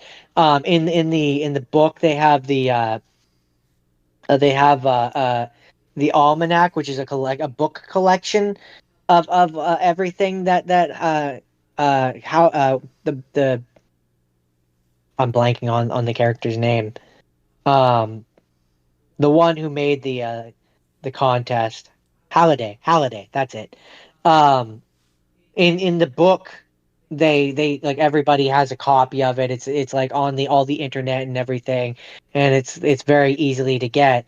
In the movie it's like they've created this building which is like a collection of every one of his memories and everything like that, and it's so different. So many. I could sit here all day talking about the things that are different. Now, that being said, the movie is still cool. Like, it still has references to the things that they could get access to. So, like, you get the DeLorean still. You get the Iron Giant still. You Some get real who's who of uh stuff you recognize. yeah, you get the character from Halo, characters from what's her name from Overwatch, Tracer from Overwatch. You Um, get a significantly better looking Metal Godzilla. in the movie Yeah. than the book? No, than No. than the other live action Mecha Godzilla. Oh, yeah. I see what you're saying. Yes. That being said, the like there so another change that I can list, which I don't really understand why they did it in the way they did in the movie. So I mean, I do, but I don't. A big thing that they change is for one thing in the book because they have a lot more real estate. all of it takes place over like 5 or 6 years, Yeah, right? Like that's the one thing I remember about that movie as a person who never read the book was being like, this feels like a story that takes place over a very long time that's been condensed yeah. into a very short time. It's really It's obvious. another example of Ender's Game. Yeah, yeah, yeah, It's exactly. Yeah, it's another example of that where it's like they have to hit certain beats and they only have a certain amount of time yeah. to do it. So they Ender's they Game gotta is they gotta get very shit much like going. that, where it's like, yeah, if man, I completely forgot about Ender's Game, but yeah, it's very much like that, where it's like, yeah, it takes place over several years, and the movie doesn't have time to do that. Well, it Not doesn't. even just It doesn't have nothing. It not doesn't have even time. It's just hard to not even convey just that. that. Yeah, well, I was gonna say not even just that it doesn't have time, but also when you have actual live action actors, they're not gonna age 7 years in the at least if Yeah, you're making your movie the correctly. 3 month They're production process. They're not going to age 7 years. Yeah, yeah, unless you're doing your movie badly, in which case they might age 7 years, but not they literally age 7 years. exactly, and so it's like you can't really properly convey that in a movie No, it's form. hard. It's really So hard. a big thing that's different in the movie is that like pretty much right away, um, That's why I never, whenever a all movie will age up a character, I'm like, I get that. yeah, pretty much right away in the movie, all of the high five, the main guys team up. Yeah. Whereas that is very much in a book where they're like in the book they're like no, don't want to do that.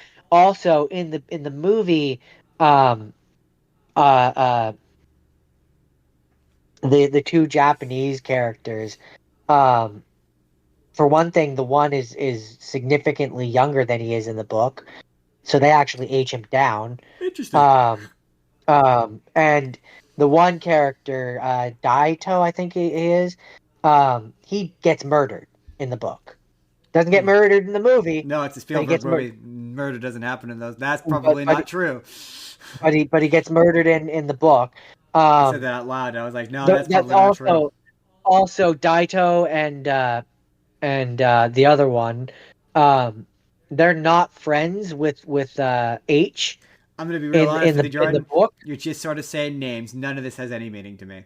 This is more for anyone who's listening who might know what I'm talking That is about. completely fair. That is completely fair. I'm just letting you Um, know. None of this means anything to me. um, basically, the two characters in the book are not friends with the one character. Like Gotcha. not right away. Anyway, they don't know, and none of them know each other except for the main character knows H. Those are the Interesting. only two people that know each other at the So start. here's But a like question: they, would this be yeah, better as a show? Say a Netflix yeah, show, 8 episodes. yeah, yeah. Interesting. Interesting. Because they would have more. That I find as I've Okay. gotten older, Further as I've addition. gotten older. Let me just finish this. As I've gotten older, my opinion when it comes to book to movies, other than very rare exceptions, usually I think it would be better as a show because you have more real estate and more time to actually do it properly. So okay. Further add to this. Live action or animation? Live action or animated? And to Um, make it even more interesting, what kind of animation style would you do?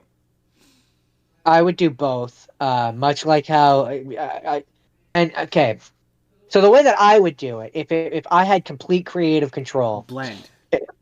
I would do a blend. I would do it where the live action scenes are still live, like the when they're outside of the Right. Oasis. Yeah. I would do live action to really emphasize the reality of it all, So similar to what they did in and the movie. similar to what they did in the movie. Except instead of it being like the virtual reality stuff, instead of it being they try to do like a pseudo realistic 3D. I would probably do like an anime style. That's what I figured. Like Sword Art Online is kind of what I'm thinking. Yeah, Yeah, yeah, where yeah, so yeah. just to really make it feel different than reality, to And then make it feel like I would do all the references. So like uh Iron Giant, for example. I would do him in the style of his movie. yeah. So they stand out so it looks weird. Basically, I would try and make it like I don't know how to describe it, like a kind of like what you did in Space Jam, where it's like you have the different styles, or not Space Jam, Who Framed Roger Rabbit, Oh or yeah, or yeah, the yeah. the the Rescue Rangers one, where it's like you have the different style based on the different animation. Yeah. That would be Um, cool. That'd be cool. You're right. I think it would work better because yeah, for someone who's again unfamiliar, I feel like I'm missing some, or it's like oh, maybe you're missing a lot, and they also feel like they in crammed two terms of the movies worth of. movie, they just so like for example, there's reference. So what's funny is there's in the movie there's references to things from the book that just don't mean anything to you in the movie. So in the movie, Oh, got all that. the one of the minion characters that works for Sorrento, the big bad guy, IROC, he is a reference to a character in the book who is he- he's not he's not the character that he is in the movie. He's a completely different character. Interesting. Uh, he's played by T.J. Miller in the movie. Oh yeah, that Um, guy. Yeah. The guy who you I never see what he looks like in real life. I think right. Yeah, he's IROC is the name, like the name of his avatar. Yeah, Um, he's supposed to. in It feels in like. Sorry, so in the let me just correct me if I'm wrong. He feels like he's supposed to be cool, but the movie makes him because it's T.J. Miller and it's the way he's playing him. Like he's like the guy who thinks he's cool and is acting cool, but is not supposed to be cool. But like it feels like he's supposed to be cool, but it's not how it's reading. Is he supposed to be no, cool? no, he's not. He's not supposed to be He, cool. he is supposed to be exactly what you just described, a poser. Oh, interesting. Okay, because the movie He paints actually, it like you're supposed to think he's cool. in terms of characterization, they actually nailed it perfectly. It's just the context in which he exists Fascinating. is That's completely different. fascinating. So in the book, and we could I could spend all day talking about the differences, but in the book, IROC is a student at the school with H. Like he's a classmate of H, of the See, one you keep saying at of the school, but that from what I recall, the character is not in school in the movie. no, he's not. That's what I'm saying. It's Oh, okay. So completely that's sort of a different. major plot point. Okay, gotcha. That's a complete thing that they cut out from the movie. So another big difference between the movies and the movie and the book, in the movie, because they only have so much time, they only have to collect the three keys. Right. That's all they have to do to win the contest, and then find the final thing that they put the key into. Whereas in the books, they find a key, and then they have to find the gate, and then they have to solve the puzzle in the gate, Yeah, and you're then they get right. the next key. This absolutely sounds like it would be much better as a TV show. They get the next key, they do the next gate. So like the first gate, and the other thing is like each of the gates. So like the first one is Halliday's favorite game. The second one is his favorite movie. Yeah. And then the third one is like a combination of the two things Yeah, this basically. absolutely sounds like it would benefit from long form storytelling. And so like but you have to find you have to find the bronze key first, so you have to know where to look, right? Whereas in the movie, it's just that race. Yeah. Like everybody just knows that it's just that race, and you have to figure out how to win that race. So everybody knows exactly where to look to start off. Whereas Yeah. it's kind of a big deal in the book that Wade Watts is the first person to figure this out, because it's like it's been 5 years that nobody has found anything, and he is at school, and basically he figures out that that what they're looking for um is like an actual physical created thing of the Tomb of Horrors, a D&D module that Halliday played when he was younger, like in high school or whatever.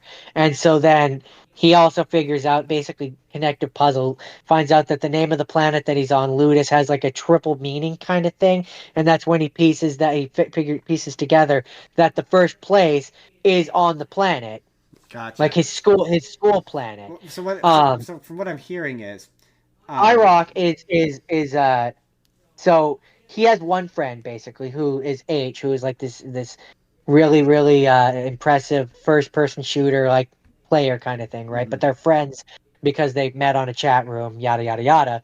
And IROC, so in the book they have these chat rooms, and the main character Wade Watts and H hang out in H's chat room all the time. right. And IROC is a student that H, like they're in the same class, and he also hangs out S- in that chat room, So and what he's like a I'm poser. so what I'm hearing is that this would be much better as a high school drama on Netflix. I don't know about high school drama, but it would certainly be better on a show Yeah, basis. let's just. I mean, your high school is a major backdrop for a thing. You could have each episode be about solving part of the mystery. You have a core cast of characters. Yeah, this thing is perfect for the CW. I mean, I just it would just be better as a show because you have more. Well, whatever network or whatever picks it up, it Oh, would that be better. reminds me. Would be better as a show because you have more real estate. Um, Same as like Ender's Game yeah, would be yeah, better as a show. absolutely. I think they are bringing that back as a show. Or they, Oh. I think I saw something about a show somewhere at some point. But real quickly, speaking of the CW, just to go back to our what's going wrong with Velma. We never talked about, or maybe we did. I don't remember. They announced they're doing another live action Scooby Doo show for Netflix. Why? I don't know, but the most interesting part of it, and it might not be a name you recognize immediately, but you know his work, and it will give you an immediate vibe for what the show's gonna be. But it's being made by Greg Berlanti. The name not sound familiar? Okay, No. Greg Berlanti. You don't know him. If you know him, you know his work. You know the Flash TV show. Oh yeah. You know the Yeah. Arrow TV show. Okay, so he's just doing another CW show. Yeah, so it's basically just another CW show, So but it's for gonna Scooby Doo. be young hot detectives. Pretty much. Anytime you see Greg Berlanti, yeah, like for example, oh, what did he make recently that was like, yeah, that's very much. Oh, have you seen clips from that Gotham Knights show No, I that don't Misha think so. Collins is on? Ah, did you hear about the Powerpuff Girl show that they were gonna make for the CW? I don't follow a lot of what's going to be on the Ah, CW, so no. those are all Greg Berlanti stuff, but yeah, it's gonna be like the Flash or Arrowverse basically. Anyway, sorry. Um, Ready Player One. I'm gonna Let Greg I'm gonna Berlanti I'm, make Ready Player One. That's my point. I'm I'm gonna wrap up because I could spend all day talking about the differences between the two. There's a Yeah, but lot. we don't You've have you've time. taken you've taken like a 16-hour book, like, I think it's 15-hour book, and condensed it to like 2 hours or whatever, however long Ready Player One is. So obviously there's going to be a lot of stuff that's different and cut and not the same. Now, honestly, the only reason why it kind of bothers me a little bit is because the screenplay was written by Ernest Cline, the person that wrote the book. So the changes that are too, in my opinion, too drastic are kind Yeah. of inexcusable. I mean, it's sort of why I'm forgiving of changes on that of stuff on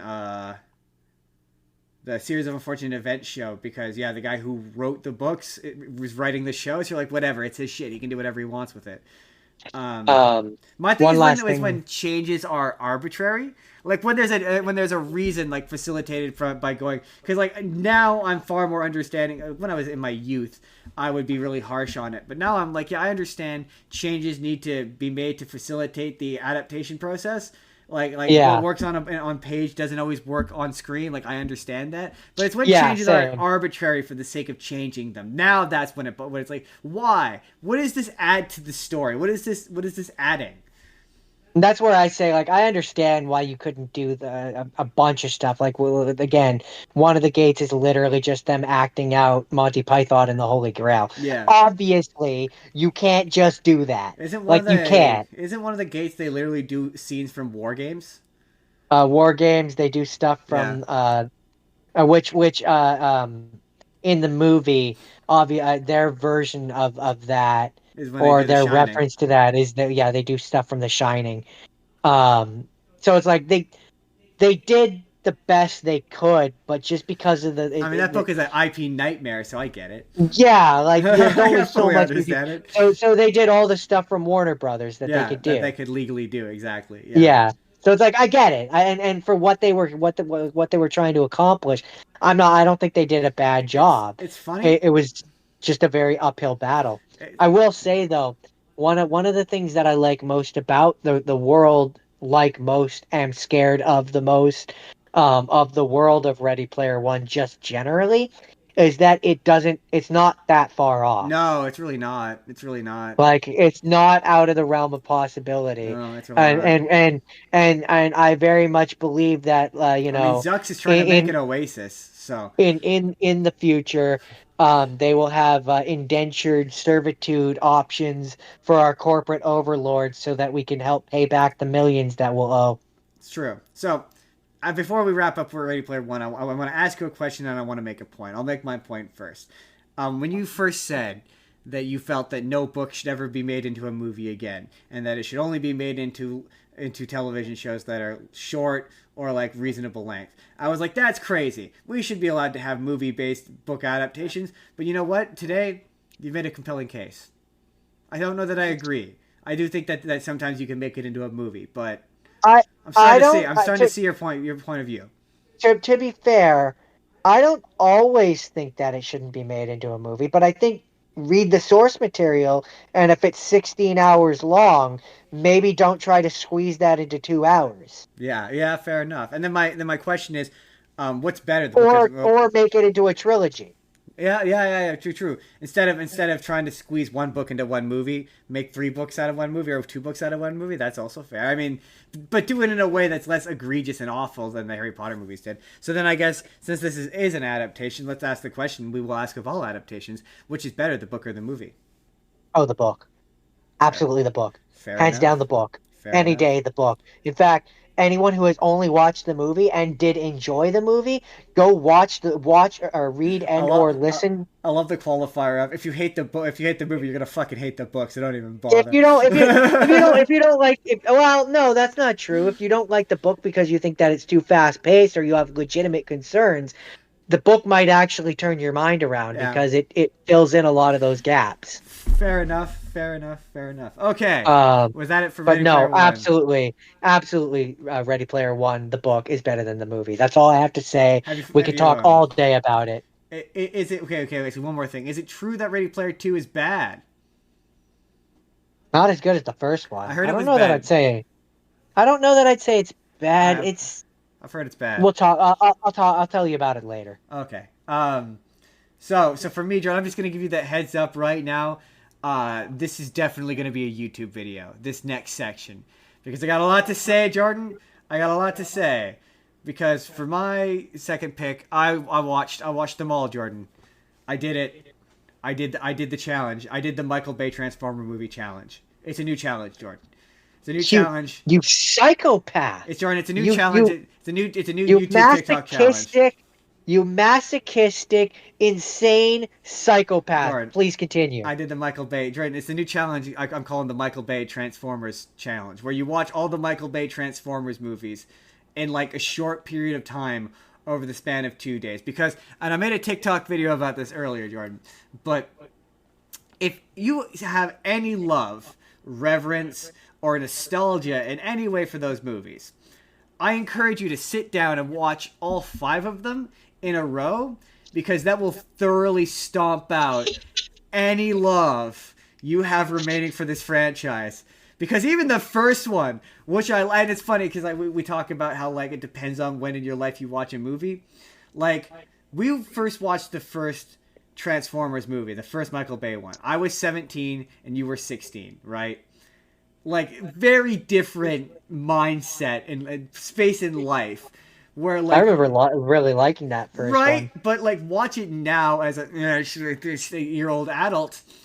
It's awful. It's like it's not that it's like it's the worst one, but like I'm okay. I'm not gonna go through each of these and summarize them because we'd be here all day.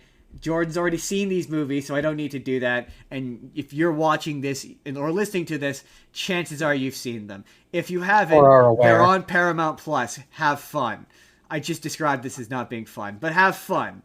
Have fun. Because what an awful experience, man. Like watching them back to back. It's funny because my favorite okay, I've got so many thoughts. We're gonna jump around a bunch here. There's no avoiding it.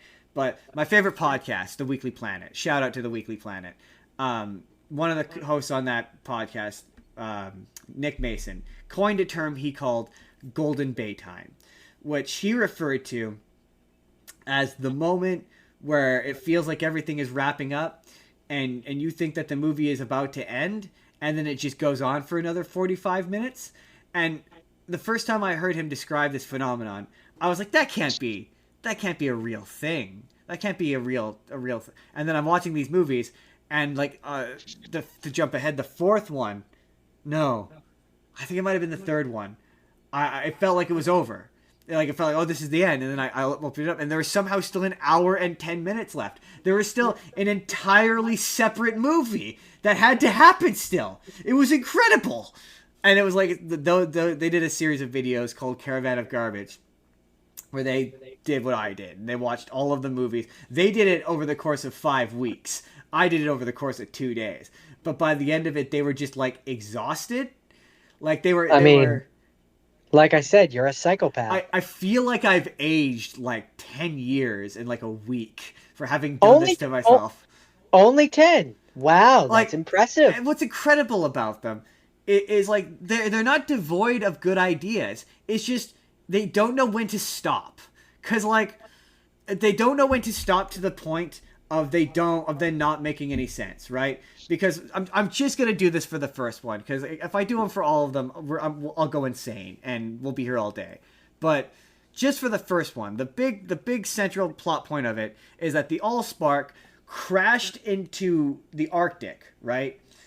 And Megatron went looking for the Allspark. He flew off of Cybertron and went looking for the Allspark. Stop me at any point if I'm wrong, if I'm missing any details.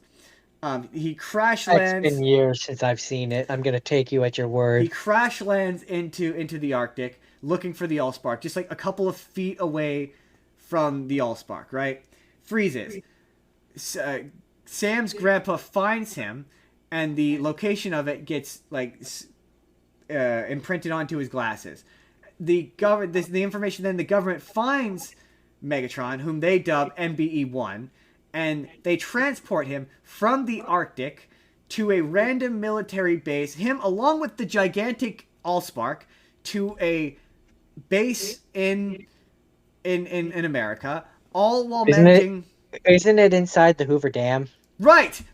So they managed to move both Megatron, and he says that it was constructed around them. So... Sorry, I just got a beep. Oh, sorry. Anyway, distracting message. Anyway, yeah, they say that they constructed Hoover Dam around. So they somehow have managed to move Megatron while keeping him frozen and the cube to where Hoover Dam is, and constructed the dam around him. And they've managed to keep him frozen for, like, they say 50 years, where he hasn't tried to escape. The Decepticons haven't attempted to locate him, and they haven't managed to break free. From which they have managed to reverse engineer from him all of modern day technology, microchips, whatever, which is clearly a reference to Area 51 in Roswell, right? But that doesn't make any sense, because why hasn't Megatron? Because at the end, they take the cube, and then Megatron just kind of breaks free. Like, it's never indicated that it's as a result of the cube moving. And even if it was, why would them moving the cube and him make him wake up if it was just about moving the cube? Wasn't it? Now, correct me if I'm wrong, because it's been literally years since I've seen this movie, because I refuse to do that to myself. But isn't it that I think it was Bumblebee? He touches it, and that's what makes it shrink. Right. And then doesn't that like send out like a pulse? No, it just shrinks, and then he takes the cube, and then all of a sudden it's indicated that the Decepticons are on their way. It's never explained. At least from what I saw. To be fair, it failed the phone test, so I might have missed it. But I've seen this movie enough that I feel confident to be like, no, they never connected. I seem to remember it being that, yeah, when he first touches the cube and causes it to shrink, it sends out the pulse, and that's what. Okay, but fine. That's what causes Megatron to wake up. But they managed to keep him frozen. They managed to keep Megatron, a 50-foot tall robot, frozen to transport him from the Arctic to Hoover Dam.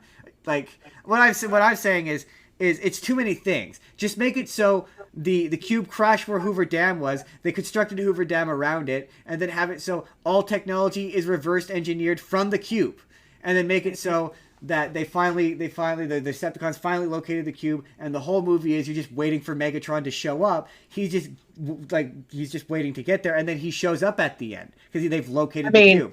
Like, having both him and the cube together is not necessary. It's just extra shit. I don't necessarily disagree. I just again I remember it being like basically the idea that the cube is emitting a shit ton of radiation or Right, energy or but whatever. Megatron And that's doesn't why need to be there. let me finish. And that's where like when they drop the cube at one point and the vending machine comes to life and like Yeah. all the machines in the area come to life. Oh, that's So another yeah, thing. to me the idea is supposed to be basically that like once they condense it, it starts actually emitting the energy that No, it no. usually does, I, and that's I again headcanon, and that's what causes Megatron to wake up. sure, but what Um, I'm saying is Megatron doesn't need to be there. Like, just get rid of Megatron and have it where the cube sure, is still sure, gigantic. It still crashes in Hoover Dam. It's all I exactly the same. It's just I get Megatron's not there. I understand. I'm simply addressing it as it is. Like, Not. We're not going to spend 2 hours sitting here and go through these movies and all the ways that they could be fixed because there's not enough oh time no, on no, the no. We're planet. just doing the first one. Um, I'm just pointing out shit in the first one. Other than a few things in the later ones, I want to point out. But I just the nitpicky shit. I just have to do with the first one because the other thing that drives me crazy is that fucking cube. Because why is every transformer it creates evil, immediately evil? So are the Autobots just an outlier then? Why are they good? And it's a thing that carries on into the next movie where there's a shard of the cube that brings a machine to life and it's immediately evil. So wait, so are they the Decepticons the default? The Autobots seem to indicate that they are in fact not the default and they are psychopathic. So are the Autobots like not the default? Like so is it like you have to go through training and not it just doesn't I just have so many questions about the nature of Transformers existence, which leads me to my next point, which is the next movie. I'm done with the individual nitpicks other than to say apparently in the second one Transformers are grown in sacks. They're grown in sacks, Jordan. I don't know. All I remember of the second one is that they ruined the And Devastator, like part and as soon as they did that, every other grievance that I have with that movie drops away because they ruined my favorite Transformer. it's not so much a grievance as it is wait. So the cube can create them, but like literally, there's a bit at the beginning where Starscream is growing Transformers in sacks, like gooey sacks. They burst out. It's like they need Enertron, otherwise they'll die. Oh, and those movies just forget. In the first one, don't. The thing about those movies is clearly Michael Bay doesn't know a thing about Transformers because Starscream goes from being what he's like, not being what he's like in the comic or in the cartoon to being what he's like in the cartoon. Also, the Decepticons randomly swap between Cybertronian and English randomly and interchangeably. It doesn't make any sense. These movies don't make any sense, Jordan. They don't make any sense. Also, an interesting thing that I noticed is how, okay. I hated the third one significantly less this time. It still bothers me that Optimus is a psychopath who threatens to murder people on a dime. He says, I'll kill you, or some variation thereof, like, way too much. Just way too much. Like there's a moment in the fourth one where he just kills Kelsey Grammer like he's nothing. He's just like BAM and he vaporizes him instantly. You're like, whoa. Where was I going with this? Oh, Cade Yeager, Mark Wahlberg's character, and Shia LaBeouf, Sam Witwicky, are so fascinating because they're inverses. They're total inverses of each other. Like all Sam does is run away from shit and scream and whine. He doesn't really take any proactive action, and he doesn't really help the Transformers in any significant or really any sort of meaningful way. He just happens to own a pair of glasses that some guy has, right? He's not really included in any meaningful way. Whereas Cade Yeager, he's all action, baby. He's got his own space gun. He's fighting the Transformers in hand-to-hand combat, and so it's just so interesting to me how they're like completely opposite to each other. And obviously Cade Yeager is worse. Like he's awful. He's an awful, awful, awful human being. Transformers. Where was I going with the Transformers? Oh, going to the worst one. The worst Transformers. The worst Transformers is the fourth one. I used to say it was the third one because Optimus executes that guy at the end. Yeah, that got you very angry for many years. Yeah, I definitely remember being pissed off about that, like out the theater. I was like, Optimus would never execute a man. And then me and our friend were not nearly as upset about it, which just upset you more. Yeah, which I because don't because get. Now it does. because going back and watching the animated movie, um the 1980s one, Optimus very much would have executed Megatron point blank. No, he would have He beat him in a he fair got hand to hand he combat. beat him in a fair hand-to-hand combat, got his gun while Megatron was pleading for his life, and was like aiming his gun at him, and is like, why shouldn't I kill you? Yeah, but He he would he would doesn't though. He does. He questions the morality. he doesn't, only because Megatron fucking doesn't give him the chance. No, see, no, see, he takes a moment to pause. Where if that were Michael Bay Optimus, he wouldn't have even hesitated. That's the difference in morality between actual Optimus and Michael Bay Optimus. Is And one he would had to pause for one morality. one would argue that if he hadn't paused for the morality, he wouldn't have died. I maybe. I mean, sure, but that's not the point. The point is he has that morality. He has that sense of like, no, he wouldn't just point blank execute two people in the span of 2 minutes. Like, I mean, I'm just saying maybe he should have. maybe he should have, yeah, but he wouldn't have. That's the point. It's out of character for him. It's like, yeah, he just, and also Well, Optimus no, would scream, "I'll kill them" or "I'll kill you" nearly as much as he does in these movies. it's not out of character for that Optimus. I mean, yeah, that is true. He executes like from the second movie. There's a point where he like rips off, like he hook rips off a guy like a Oh, Decepticon's face. he is gratuitously violent. There is some in those movies. gratuitous robot carnage in these movies.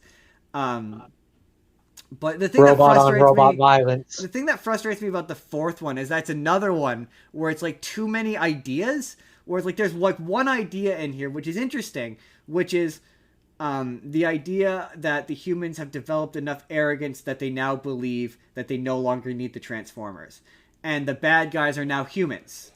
Like I think that's a genuinely interesting idea where like yeah, they're humans who have created their own Transformers and like get rid of like the space seed and get rid of Transformium and just have it where it's like yeah, there's a scientist and he's created Transformers and he's trying to be like these are human Transformers, we created them, we don't need them, have them fight Decepticons and beat Decepticons or whatever, and then have it at the end where in the final conflict is just the Decepticons are back, baby, and they're a lot, and they've come back to life, and Megatron is actually Galvatron or whatever, and do the twist at the end, and have it where that's the big conflict. They fight Transformers, punch Transformers at the end.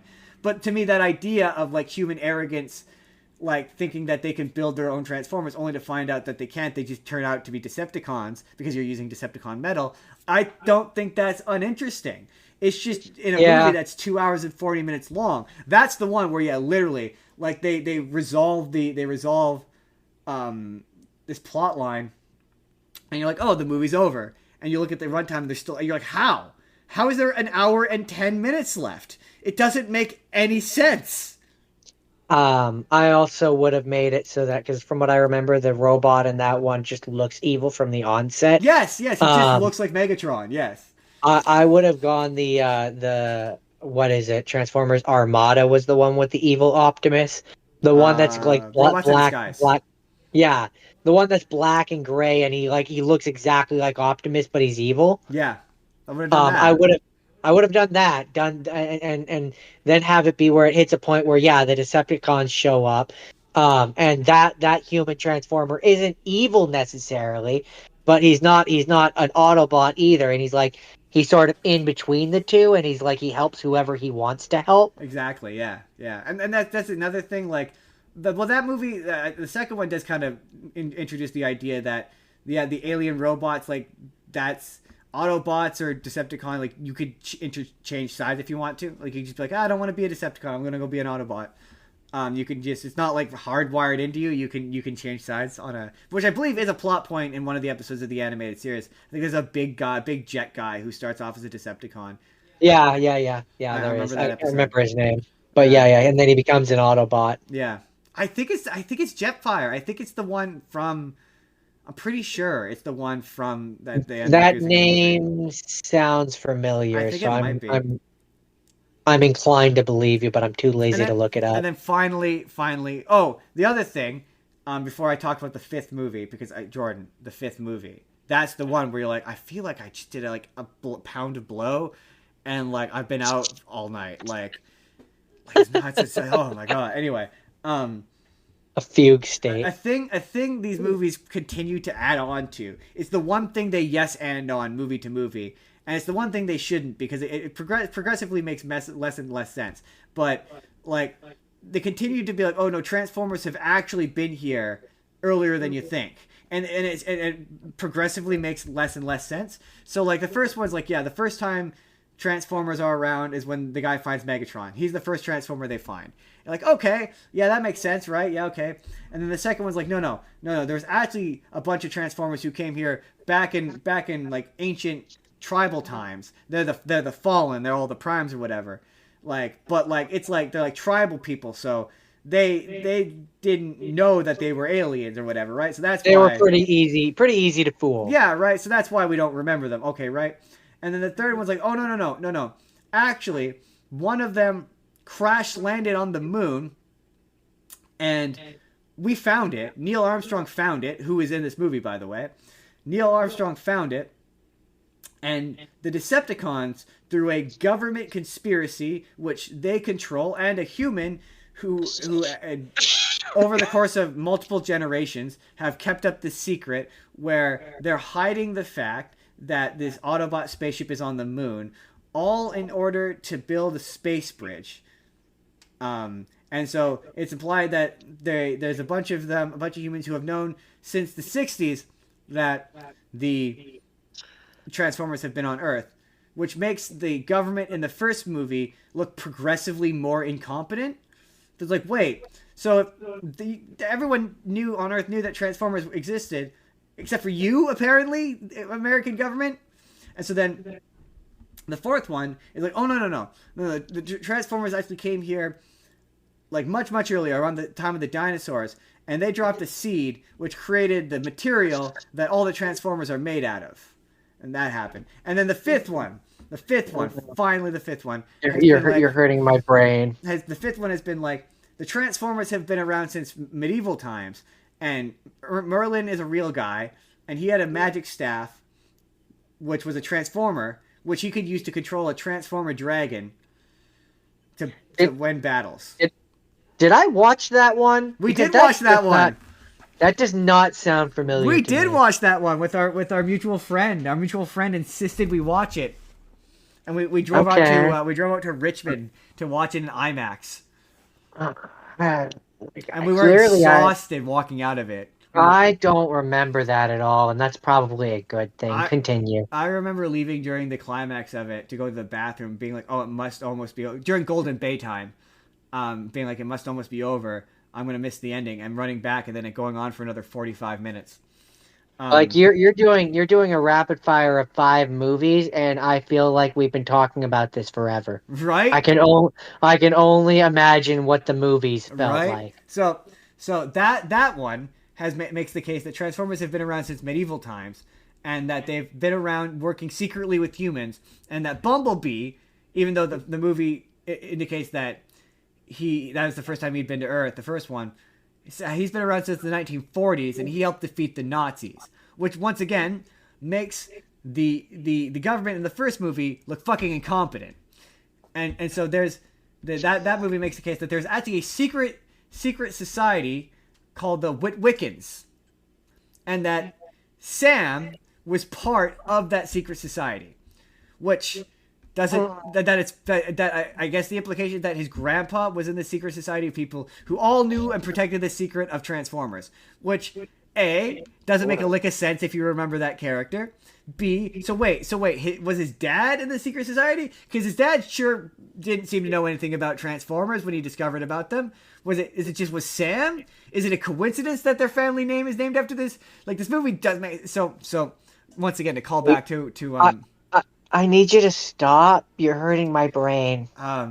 So Oh, and so it turns out that in that movie, Mark Wahlberg is like a knight. Like there's like five Transformers who all look like knights, and Mark Wahlberg is one of them. And there's a girl who she's the descendant of Merlin, and it's her destiny to use the staff to control the dragon, so that they can stop Quintessa, who is a reference to the Quintessons, who is the creator of the Transformers. I cannot believe you don't remember this. No, she wants to I have bring. no memory of this. On the one hand, can believe. Okay, there's a really funny. I watched in preparation for this. I watched Lindsay Ellis's series, The Whole Plate, which is a film studies course utilizing Transformers. And one of the videos was called "Why Don't You Remember Anything from Transformers?" which I'm going to send you later because you'll find it funny now. Because yeah, you don't. You've seen it and you don't remember it. It's kind of wild. I have no memory of this. And there's a little person-sized transformer who's a psychopath named Cogman. It's like you're speaking Greek. But anyway, so I'm sort of describing this, summarizing it, just so I could be like, so yeah, this woman is the descendant of Merlin. She has it's her destiny to use the staff to control this dragon transformer, and so that they can stop Quintessa from bringing Cybertron to Earth and having it absorb Earth's energy, because, spoiler alert, Earth is actually secretly Unicron. What? And, no. And Stop it. So Nick Mason from the Weekly Planet, he has a theory that this movie was originally like a version of the King Arthur, because and like all the knight transformers were just like magical knights, and Cogman, the person-sized transformer, who they say is a headmaster, but his theory is that he was just like a magical suit of armor, and it was like a fantasy, kind of modern fantasy story that involved Merlin, and they just slapped transformer shit on top of it. Fucked whether or not it made sense or not. And it's super weird. There's like this really long opening sequence with this girl who's like basically Rey from Star Wars. Like, she even has like a little BB-8 who just leaves the movie so the Merlin shit can happen. It's super fucking weird. But yeah, it's like as these movies go on, the more they attempt to be like Transformers have been here the whole time, the less they make sense. They here's what I will say about the first two. They at least feel like they're putting effort in. like it feels like they're trying, which by the fifth one I'm like, I can't. I hate myself. I hate Michael Bay, even though I'm sure he's probably a decent person. I hate every actor in this. Oh, the one thing we didn't mention, the one thing we didn't reference, Jordan. Yes, in context, that Romeo and Juliet thing is fucking weird. Romeo and Juliet. You know how the guy has the laminated card saying how it's okay for him to have sex with Mark Wahlberg's daughter. The thing that didn't need to exist shouldn't exist and is very dumb. What makes it even worse is not only is that joke in there, but that joke is the payoff to like 3 other jokes where they mention the fact that she's 17. They go out of their way to mention it so to facilitate that specific joke, which is so fucking weird, Jordan. It's so weird. I think people have talked about how weird it is, but like I legit today I saw a video of somebody who thinks these movies are somebody who thinks that these movies are good, like legitimately, and I'm like, I mean, how can you say that? Wrong. How can you say that when one of them has an extended sequence of a guy being like, it's okay for me to sleep with your underage daughter? That's weird. Like, it's so weird. Like, yeah. Can we not all agree how weird that is? Oh, it's weird. It's a choice so that weird. I've never once understood that choice. I still don't understand that choice. I will never understand that choice. But here's where I will end this, and I have to end this, Jordan, because we have other shit to talk about. There are some great lines in there that are funny, like especially in the first one when with Anthony Anderson, where he's like, "I ate the whole plate, or plate."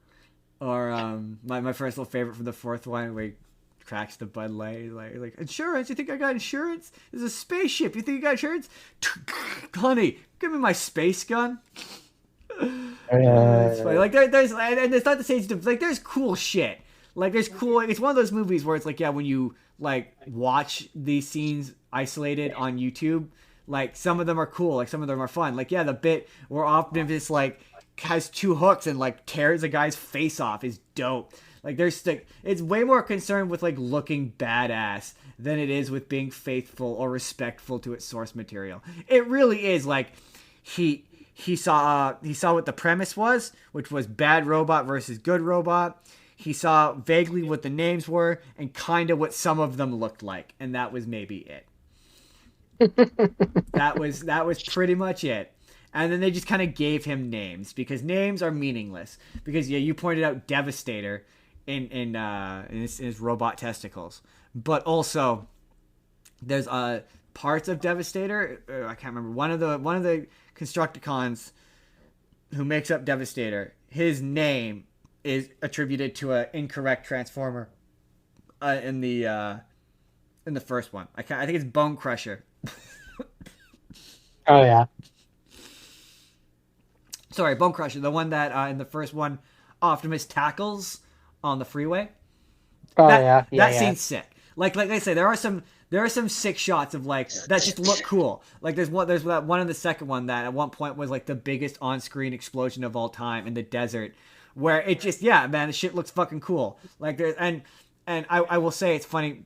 So I said I was gonna wrap up, but I remember one more point I wanted to make, which was that a lot of people give those movies shit for its over love of the army, but I will say that the most interesting parts of those movies are watching the army tactically, for me anyway, this time around, was watching the army guys tactically interact with the Transformers. Where it's like in the first one, you see how they tactically operate as a unit just without Transformers. And there's that bit where they're being chased around the desert by Scorponok. Where it's like, I'd watch an entire movie where it's just army guys, like it's Predator, but with the Transformer. And it's a bunch of army guys being hunted in the desert by a Decepticon. Like, that would be kind of fun. That'd be a fun movie just by itself. But later on, when all the army guys and the Autobots team up and they now have Nest, the team, like you getting to see them tactically work in like Ironhide and Ratchet and those guys and seeing them integrate them with the team was kind of interesting. And I'm like, yeah, I would watch a movie where it's just the army guys and the Autobots and you cut out Sam because Sam is quite often the least interesting part of those movies. Like it's just I would watch that. That would actually be interesting to me. But overall, to wrap up, finally, just exhausting. I feel tired. I feel like I aged. I feel like I'm older and angrier as a result of having watched those awful movies. And I hate myself. And wiser? No, dumber. Dumber. Much dumber. Significantly stupider. Like I've taken a hammer and bashed I'm upset with myself, but by movie 3 I commit for the bit. You know? So you're not mad, you're just disappointed. I'm disappointed with myself, but I'm happy because we're going to talk about next week's topic later, but I'm excited for it. Anyway, that was Transformers. That was the Bayformers. That is most definitely going to be a YouTube video. Look forward to that. Edits. What is your first one that you had not seen, Jordan? Spaceballs. What did you think about Spaceballs? I mean, it made me laugh, which as a comedy is probably the goal. It's a funny movie. There's definitely funny stuff in there. It kind of makes me think of like if you took Monty Python and combined it with Star Wars. Yeah. Where it's like the point isn't really the overarching story. Like that's not the point of it. The point of it is the individual jokes, right? And there's some individual jokes in there which are genuinely funny. Yeah. There's references in there to a lot of things. So like one of the references was to Planet of the Apes, where it's like the Spaceball people, they crash land on the planet and it's the maid and she's got the Statue of Liberty thing and it's a callback to the damn you all to hell and the apes ride up on the horse and they're like, oh, it's the Spaceballs. Well, there goes the planet. That's so funny. And they're wearing like it's like the costume. They're wearing straight the costume from the '80s movie. It looks just like it. That's so funny. It's such a faithful one. Spaceballs is very much it's that era of like they're not parodies. I wouldn't like a satire. Like where it's like it's satirizing a genre or a type of movie. Like this, Robin Hood Men in Tights, Blazing Saddles, Young Frankenstein, where it's like it's not specifically parroting. I mean, in this case, it kind of is because it's Star Wars. In this case, it is, but it's not just a parody of Star Wars. It's also got jokes that are poking fun at like Star Trek, Alien, Wizard of Oz. I'm reading right off the Wikipedia here. 2001: A Space Odyssey, Planet of the Apes, and Transformers. What are your okay? We'll narrow it down if it becomes. What are your top 3 favorite jokes? We could just do one if three's too hard. I can think of 2 in particular. Okay, let's do 2 then. We'll do 2. That's fair compromise. The one of the funnier ones, in my opinion, is so the Spaceball people are chasing the Han Solo and Chewbacca parody, and I don't remember the character's name, so I'm not even gonna try. And the Han parody, Chewbacca parody, and Princess Leia parody are in their Winnebago Millennium Falcon parody, and they're in hyperspace, and the Spaceball people are chasing them, and they go into like an even faster mode above that, and so then they've overshot our parody heroes, and and then Rick Moranis' character, the Darth Vader parody, is basically like, put the brake on, and the Switch is like, never ever use this, and they do, and he goes flying forward, and his head crashes into the front console. Actually, I thought of a third favorite moment too, and like he stands up and he's like, like he's like a concussion kind of brain, like his helmet is destroyed. So that's a funny one.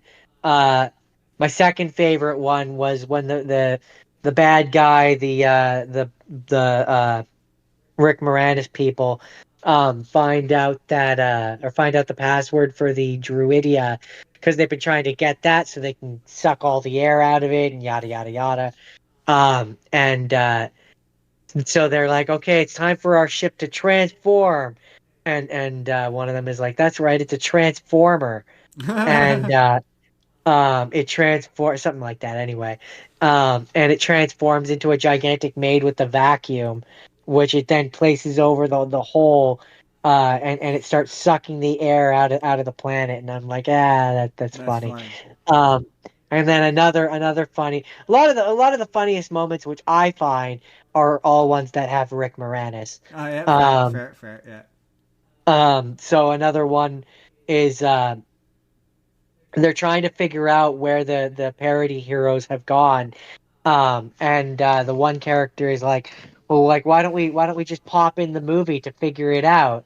Oh, is that the one where he's looking at the back of his own head? And he turns around. Yeah. I've seen that clip. I've seen that. That's he's really like, what I was gonna mention if you didn't. He's like, he's basically like, we can't. It's not. We're still making it right now. We can't. And like, there's a number of moments where they break the fourth wall, but loving a fourth wall break. Put the tape in. He's like, fast forward. So we're like, and then they get to the point where it's like literally at that point in the movie. He's like, so this is now. He's like, this is now. Anything after this is after now. He's like, so how do we get? It's this whole like Abbott and Costello bit, and it's great. It's so funny. That's funny. So that's where I say that the movie is it's like a Monty Python, where it's like it's the individual scenes which I appreciate. It's funny more than the overarching story. The impression you gave me is that you were going to come on here and have some sort of hot take about. We had a comment suggesting Spaceballs, and I'm like, oh, Jordan's going to have a real hot take about a piping hot take about Spaceballs, but no, it's not really that hot. I mean, the hot take was kind of just that in terms of a narrative story experience, I don't think it's very good. Fair enough. As a story, it's just kind of a Star Wars story. It's not, fair enough. Totally fair. It's not really doing anything that except, but that's where I wanted to give it a fair shake and a fair chance, which is that individual jokes and individual scenes are very funny. That's why I compare it to Monty Python. Yeah. Where it's like the point isn't the story, the point is the scenes. Yeah, the jokes. Yeah. Do the jokes work for you? Then you're gonna think it's funny. And if the objective of comedy not to make you laugh, if it's making you laugh, then it's working. Exactly. And it made me laugh enough that overall, I'm not going to say it's a bad movie per Yeah, se. yeah. I mean, it's a classic for a reason. Exactly. Yeah, that's So that's a Spaceballs. yeah. Yeah, It's Mel it's Brooks comedies, man. We're sure missing them. We need someone needs to come back and make a good Mel Brooks comedy. as I described the Orville as my favorite Star Trek show that's not Star Trek. This is a fun Star Wars show that's not Star Wars. Yeah, fair enough. Fair enough. Is that all you had to say about So so Spaceballs? I so I technically didn't break your rule. That is true. That's true. Hey man, I don't think I did either. I don't think I did either. I almost That's all I watched. have. I almost did watch Droids though. That's all I have to say about Spaceballs. Okay, so my first, I don't have a ton to say about this first one, which is why Bayformers ran so long. I watched Titan AE, which is interesting. That movie is I, fascinating. I like that movie. That's one of those cases of like, okay, the stuff around that movie, like, it's far more interesting than the movie itself because they thought that that movie was going to be a big hit, and it bombed spectacularly in a way that they just weren't expecting. And so did you know that there was a video game that was based on this that was like pretty much done, and they canceled it I did not. because of how No, badly this movie bombed? interesting. And there's What would it have there's been on? I'm not sure. Oh, you know what? Fuck it. I'm just gonna pull it up. PlayStation or Nintendo Tell or me what you think of that idea while I quickly Google it to find out. I mean, I don't think it would have been a very I want to say it, PlayStation, but hold on. like yeah, I was gonna say it kind of seems like a PlayStation, like one PlayStation of and those like PC. Yeah. yeah, that checks out. Like when you say that, I picture like when the Disney would make those movie games. So Yeah. like the one that was based on Atlantis Yeah. or Exactly. Yeah. That's what I would think like too. so I don't picture it being very creative necessary, but I can see it. Yeah. According to this, they had a playable version of it. Like that's how far Really along. Yeah. Yeah. That's how far along it was. Inter- interesting, And the movie tanked. interesting. And That's there's buried in a warehouse somewhere. There's right, a right. copy. And there's they released like two books and one comic book, so like they really believed in this Huh. okay Inter- movie. Okay, here's my thing, right? The just from an animation standpoint, the stuff that is not 3D looks incredible and it looks really good. And this movie has the unfortunate. It unfortunately came out in the year 2000, so it's on that like edge of like 3D animation doesn't look good yet, but we're trying it. So like if this had come out 5 years earlier, it would have been all 2D animated and it would have been a much better movie. Or if it had come out 5 years later, it would have been all 3D animated and it would have been a much better movie. Anytime this movie has 3D animation, it looks like shit. It looks bad. It looks straight up like the blue guys, the bad the guys. energy Yeah, monsters. they look horrible. They look horrendous. Yeah, They're yeah. so boring. They're like that's my one thing about this movie is the bad guys are boring. They're so boring. Like there's nothing interesting Um, about them. They have no personality. Their plan seems vague and undefined. It's just boring. Boring. it's an example of a movie where it's like I understand why it didn't necessarily do very Oh, well, I yeah. much in the same way that like I understand why Treasure Planet didn't do very well, for example. But I Interesting. still like them. I see the comparison to Treasure Planet. I disagree about I think this From what I remember, they both came out at about the same no, time. no, no. I absolutely. That's a totally. I thought of Treasure. In fact, I think after I finished it, Treasure Planet popped up as the next thing it recommended. So no, it's definitely like I Yeah. see. I understand the comparison. It's just like, why this doesn't work for me is different. I don't know why Treasure Planet didn't work, but for me, this doesn't work because it's too boring and serious to work I for know why. kids. I know why Treasure Planet didn't work, but we'll touch on that after. Um, yeah, my thing is this one. It's too boring and serious to like work for kids, and it's too simple for adults. Like there's It's not for nothing kids. That's right. the thing.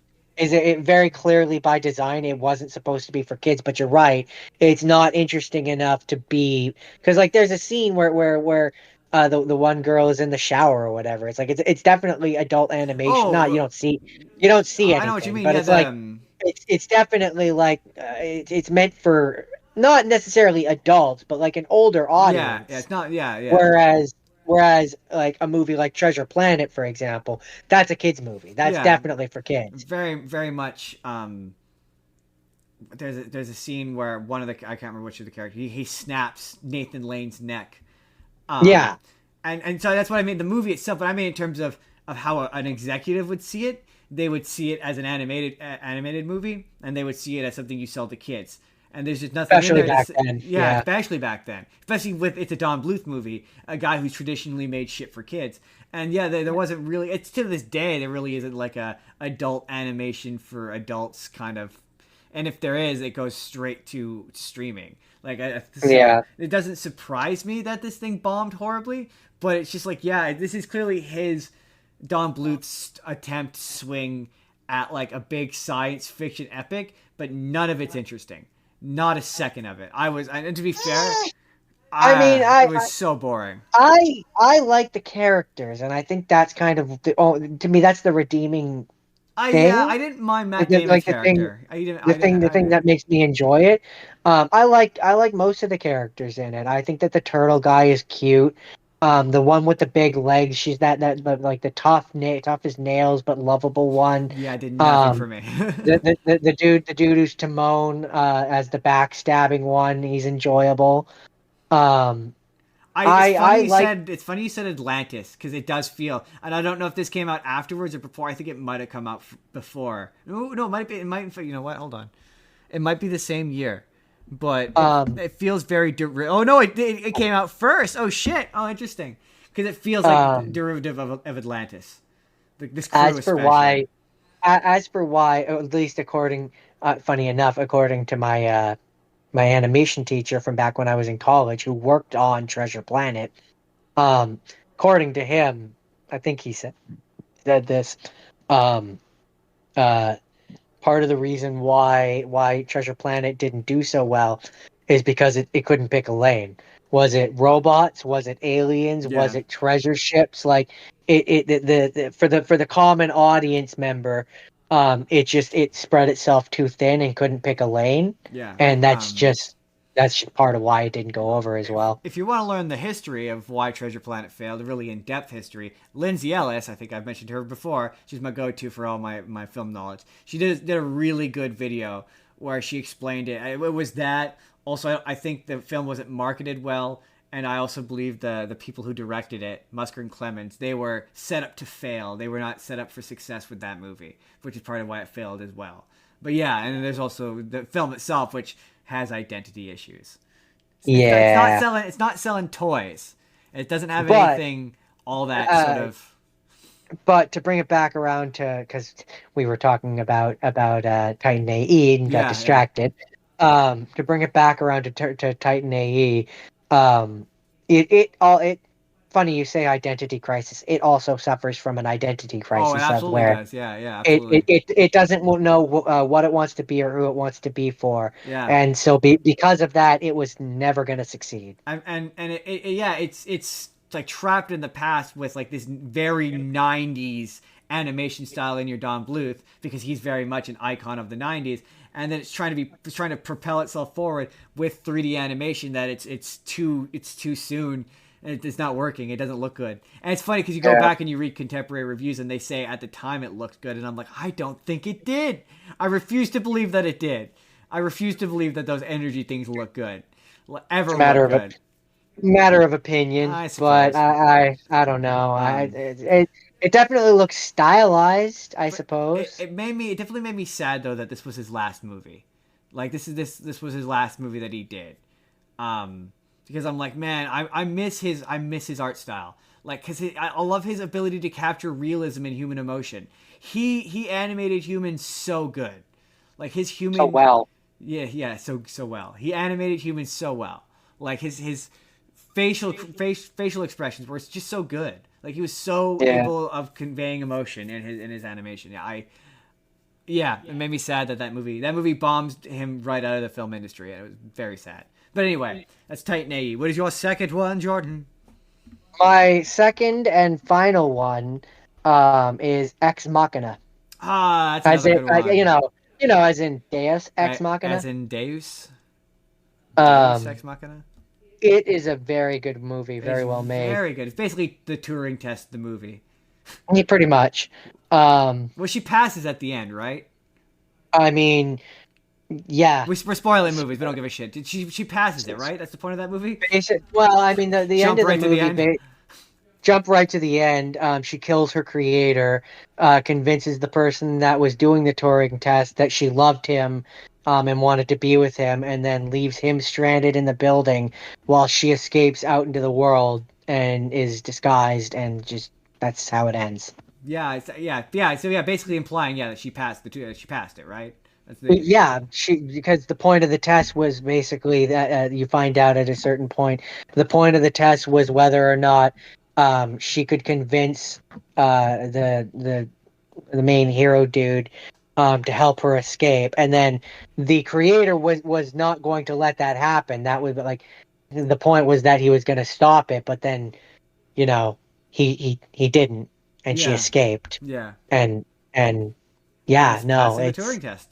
she passed the Turing test. Yeah, that movie is how I Um, learned what the Turing test is. Like, no lie, like that movie's a really good lesson in what exactly. Joe, what is the Turing test for those who don't know what the Turing test is? Cold Note's version is basically the Turing test is whether a robot can convince a human that it is alive. Yeah, basically. Short short Short. version That it has feelings and emotions and whatnot. But yeah, that it's alive. that it's alive. And I don't have a lot more to say about this movie. The acting is well done. The it It apparently had a budget of 15 million and had a box office of 37.3 million. Yeah, it's the movie that makes me. Well, I will forgive Oscar Isaac for just about anything, including Moon Knight. The reason why I was willing Alex to Gar put up with Moon Knight, because I like him in this movie just that much. It was written and directed by Alex Garland in his directorial debut. Yes. Yeah. Uh, He came out with a Civil War movie recently. and the dude that made the robot, the guy that plays him, was in Star Wars. Yes, he was. He was General Hux in Star Wars. No, I think he was the one that was That's he Dom Gleason, right? no Oscar Isaac. Oh, Oscar Isaac is Poe, but the other guy is General Hux.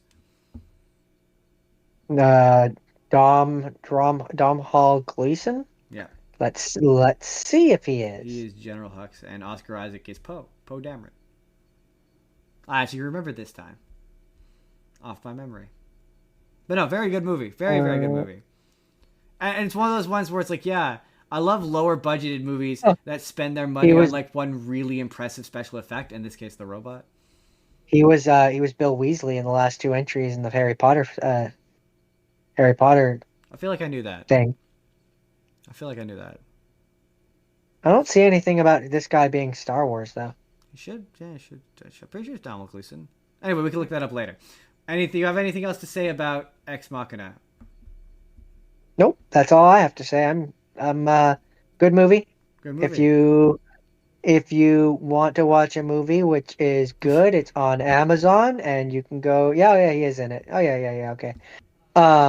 And it is on Amazon and you can go watch it and then tell me what you think about it in our Discord channel, which will be in the description below. Exactly. And so for me, my final one is I watched Second Pacific Rim, which, have you seen Second Pacific Rim? What? What? You did rapid fire first one, and then you did your pick as the second. That's madness. Yes, I've seen it, Justin. Oh, you have seen Second. You have seen Second Pacific Rim. I'm Okay. pretty sure I have. I Okay. think so. Let me start this with asking you, what did you think of Second Pacific Rim? Not as good as the first one, from what I remember.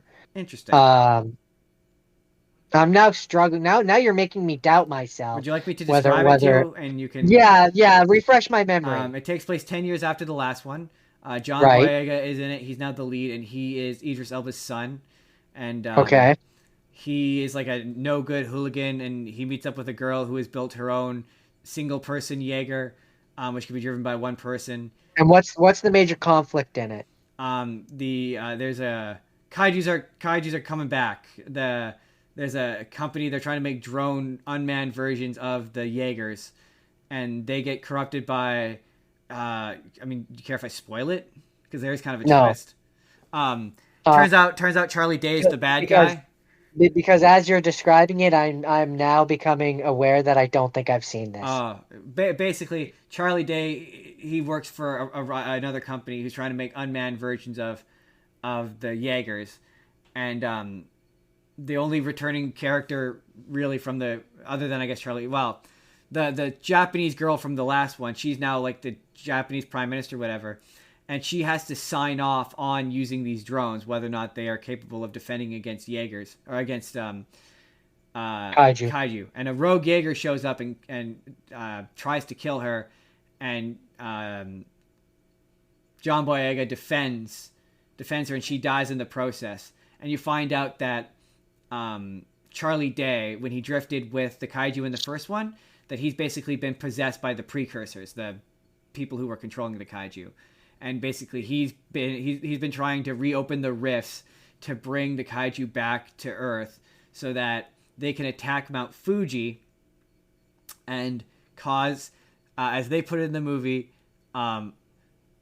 rare earth elements. That's what it was. Rare earth elements. They don't specifically say which rare earth elements, but rare earth elements will explode out of Mount Fuji and kill everyone on Earth and terraform the planet for these precursors. Got it. So the precursors want vibranium. Got it. Sort of seems that way, yeah. Or adamantium. I don't or know. whatever other. Or unobtainium. So that's the basic plot. Ask your questions. Is it good? It's all right. It's a different director. It's not Guillermo del Toro anymore.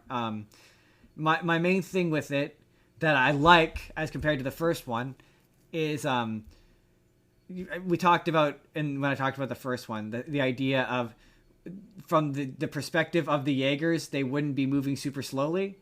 And it made the fight sequence agonizing. This one, it swaps perspective. So when it's from the perspective of the Jaegers, they're moving at a regular speed. And when it's from the perspective of the pilots, they're moving slowly. Or when it's from the perspective of humans on the ground, they move slowly. So like it's better that way. Also, all the action sequences are during the day, so you can see everything, and they're cool. And it's funny. They've got remember how it should have ended made fun of the fact that they had the sword, the chain sword or whatever, and they could have pulled it out sooner. Yeah. Well, in that movie, in the world of the Pacific Rim, they've all realized that the sword is the most useful weapon because now they all have a sword. They all are varying degrees of just looking like Gypsy Danger, and B, they all have swords. So the bad Jaeger has like a flame sword. It's like a sword. It's like the chain sword, but it's a flame. Interesting. And it's super cool. And yeah, they all have varying degrees of swords or axes or whatever, and they all look cool. And yeah, they're easy to follow. The action sequences are easy to follow, and they're cool. And Charlie Day is the bad guy. He's super cartoony. He's having a great time as the villain, and they explain it and they justify it. It's one of those things that when you say it out loud, it sounds crazy. But when you see it in context of the movie, you're like, yeah, it's not bad. I'm not going to say it's like as good as the first one. It's different. Like so here's my pitch for a third one.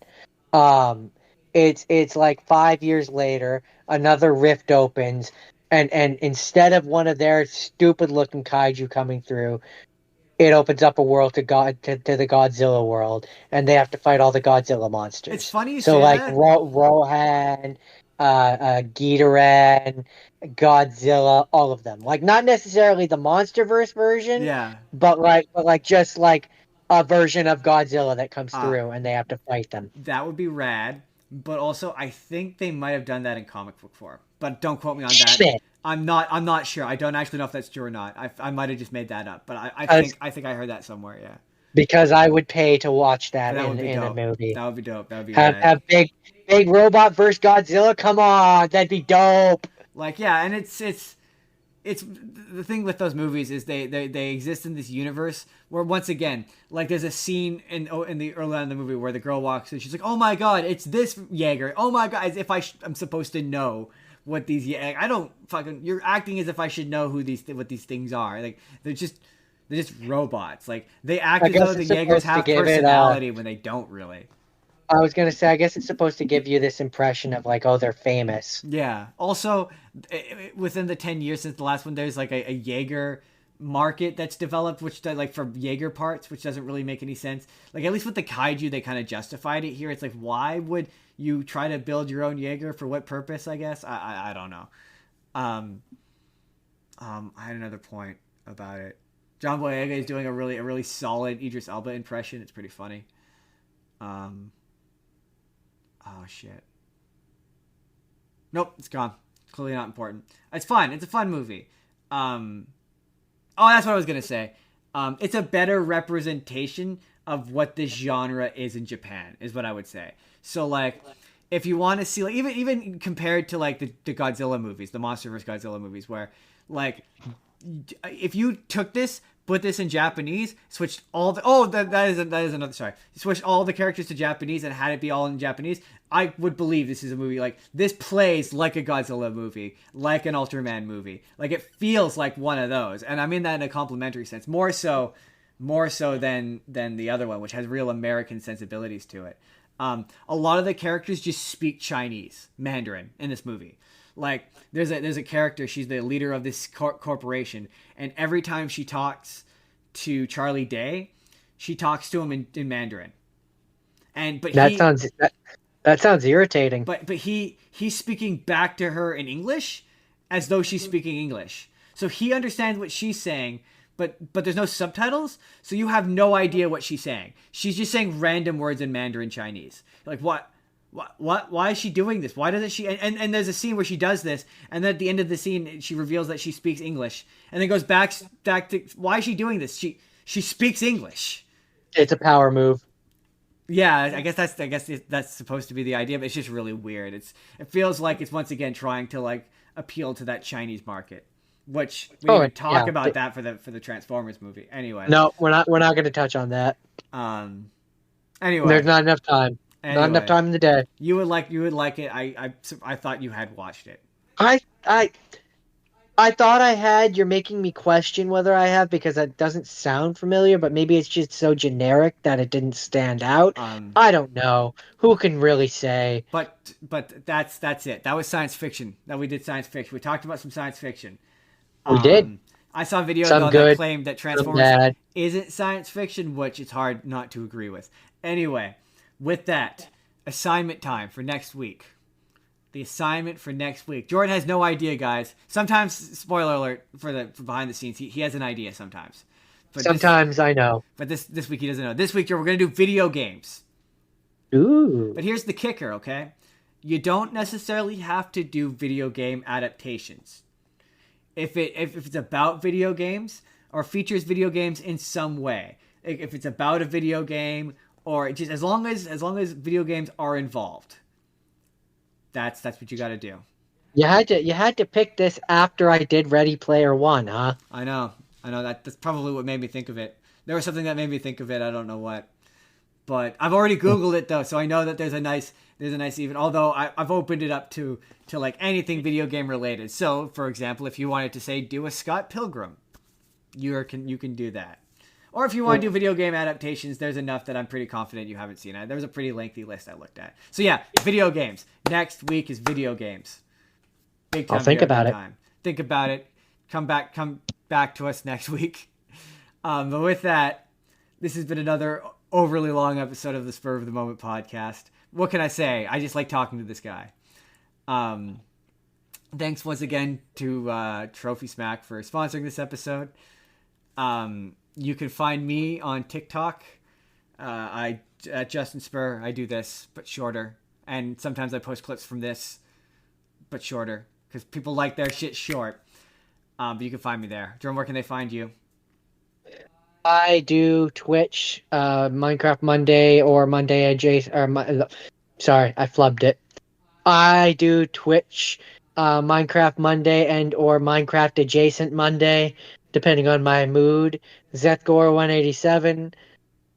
Use take two. Use take two. And you can find us together. We're on Discord. I try to remember to update the link because apparently it expires weekly. It's fucking annoying.